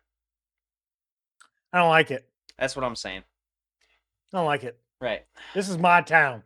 Right. And I'll say all Claire if I want to say all Claire, all right? Exactly. But yeah, dude, if I had some disposable income, I would definitely try and hit this one up. Yeah. Spite, Stick to Your Guns, and No Cure. I'm not I don't really I know I've listened to Vomit Forth, but Right. don't really listen to them too much. But Stick to Your Guns revival has been pretty big for me, and then No Cure, obviously. That new album is Yeah, I've fucking got a legit. little bit of time. Oh, that shows 5 days after AFI. Let's see, what does it Yeah. hit a pay week or not? Was it the 25th? Actually, that's right after a payday. So maybe I might end up there. Maybe. We'll see. No, Cat's, like I said, Cat's been wanting to go to like a pretty heavy fucking show, and there's really nothing that I can find local that's good enough around here. I was looking through Pyramid Scheme. We found the Callous Cowboys in like September or something. And then the next show we got is in September, end of September for Knocked Loose and Boundaries. After that, I've got Throne and AFI like fucking at least a couple weeks. So Throne's like the week after Knocked Loose, and then I've got a couple weeks of recovery time to go check out AFI, so that might end up being the move. She can be patient. We'll throw down. So hell yeah. Sick. Alrighty. Let's see. We've got the announcement of the number 12 Looks Like You. I'm actually a little sad that you didn't give yourself this one, dude. You should have. I wouldn't have been. I know, I should have. And what are you gonna do? So this is the 20th anniversary tour for Mongrel, the New Jersey progressive metalcore outfit. I know, dude. We'll kick off the fall run on September 25th in San Antonio, Texas, with dates continuing through October 30th in Lakewood, Ohio. Keonashi, Blind Equation, and Differences will appear on select dates. The tour follows a recent announcement of Equal Vision Records' fully remastered vinyl pressing of Mongrel. So, for all you old guys, just like Ryan, get excited. It's coming back. They're celebrating. But yeah, Hell we've yeah. got them at the Rock Box. It looks like at a festival. I don't know what festival. That is going to be with Kayanashi. Let's see. We will have them in Detroit at the Crypt. That sounds so cool. I've never heard of that venue. But Me that's neither. gonna have Kayanashi and Difference attached to that set. And then yeah, like I said, they are finishing off on October 30th in Ohio at Mahal's. Yeah, like the Taj Mahal. All right, got it. With My Difference. balls. Yeah, right. And yeah, they're spreading out. They're gonna be at Furnace Fest this year, on October 11th. Which I'm kind of excited for. Not just that they're gonna be there, but like, well, no, maybe not, because now Furnace Fest is owned by like some corporate fucking joint. Peachtree, I think, is what we not necessarily discovered, but they've Yeah. sold out of single day tickets pretty much completely, and now you can only buy weekend passes. So, you know, I don't know. Hopefully they do it right this year. We'll see. Yeah. Right. Yeah, I was trying to find I was looking a couple weeks ago and I found on this concertarchives.com the show that I last saw Oh, nice. the number 12 at, and I was trying to find it right now, which I don't know if I'm gonna be able to do in enough time. Right. But oh dude, back in the day, the Sounds of the Underground tour was performed at Pops in Sauget, Saw Illinois. Oh, Sauget. Yeah, I don't remember, but I remember seeing them in Crown Point, the little Okay. town in Indiana that I grew Right. up. Yeah. And they played at this little venue. I think yeah, I don't know if I'm gonna be able to find it. Probably not. But either way, it was fun. It was a fun time. Oh, Good show. I love these guys a lot. right. Wish I could Nice. go to this, but I won't. Yeah, that's a little bit of a drive. And I mean, at least that's at a point in time where we probably won't have snow on the ground, but it is Right. Michigan and climate change is real, as we've been discovering. So, Right. hell, if you were to be able to find the money, I'm I'm not trying to curse any luck or anything, but if you're able to make it, we probably get like 6 to 7 inches of snow on the ground, and then you wouldn't be able to make it, and then your heart would be broken even more. You know what I mean? Yeah, right. So, I'm yeah. trying to find pictures of this venue, but having trouble finding it. But it does say the Crypt in Detroit typically refers to the all ages music venue located at the TSDMAAC building, a Okay. nonprofit event space and concert venue. But yeah, they don't. So I'm gonna tell. I don't know if you have the same AI details as me on Google. But under key details and tips, the first thing it says is location. It says the address, James Couzens Freeway, Detroit, Michigan. It sits roughly a 15 to 20-minute drive northwest of downtown St. Joseph, Michigan. That's a lie. Oh, does it? Oh, does it? Whoa. That's so cool. But we were talking about this, the Detroit music, what is it? Like the Sanctuary. Yeah. The Sanctuary Detroit Music and Arts like Center or something. It's like the whole nonprofit right. thing. I don't remember who's attached to that, but Yeah, I can't remember. There seemed was pretty another cool. show. I think we talked about it. Yeah. Right. Let's see if we can pull up the Sanctuary. But yeah, seems like a cool place, and tickets were, you buy, like, you pretty much, I'm sure you can just buy singular tickets for this thing, but the whole TSD MAAC is like you buy like a membership and then you just gain entry, you know what I mean, which is a cool enough concept. Yeah. Yeah, that's sweet. All right. Last tour of the night is by Sun.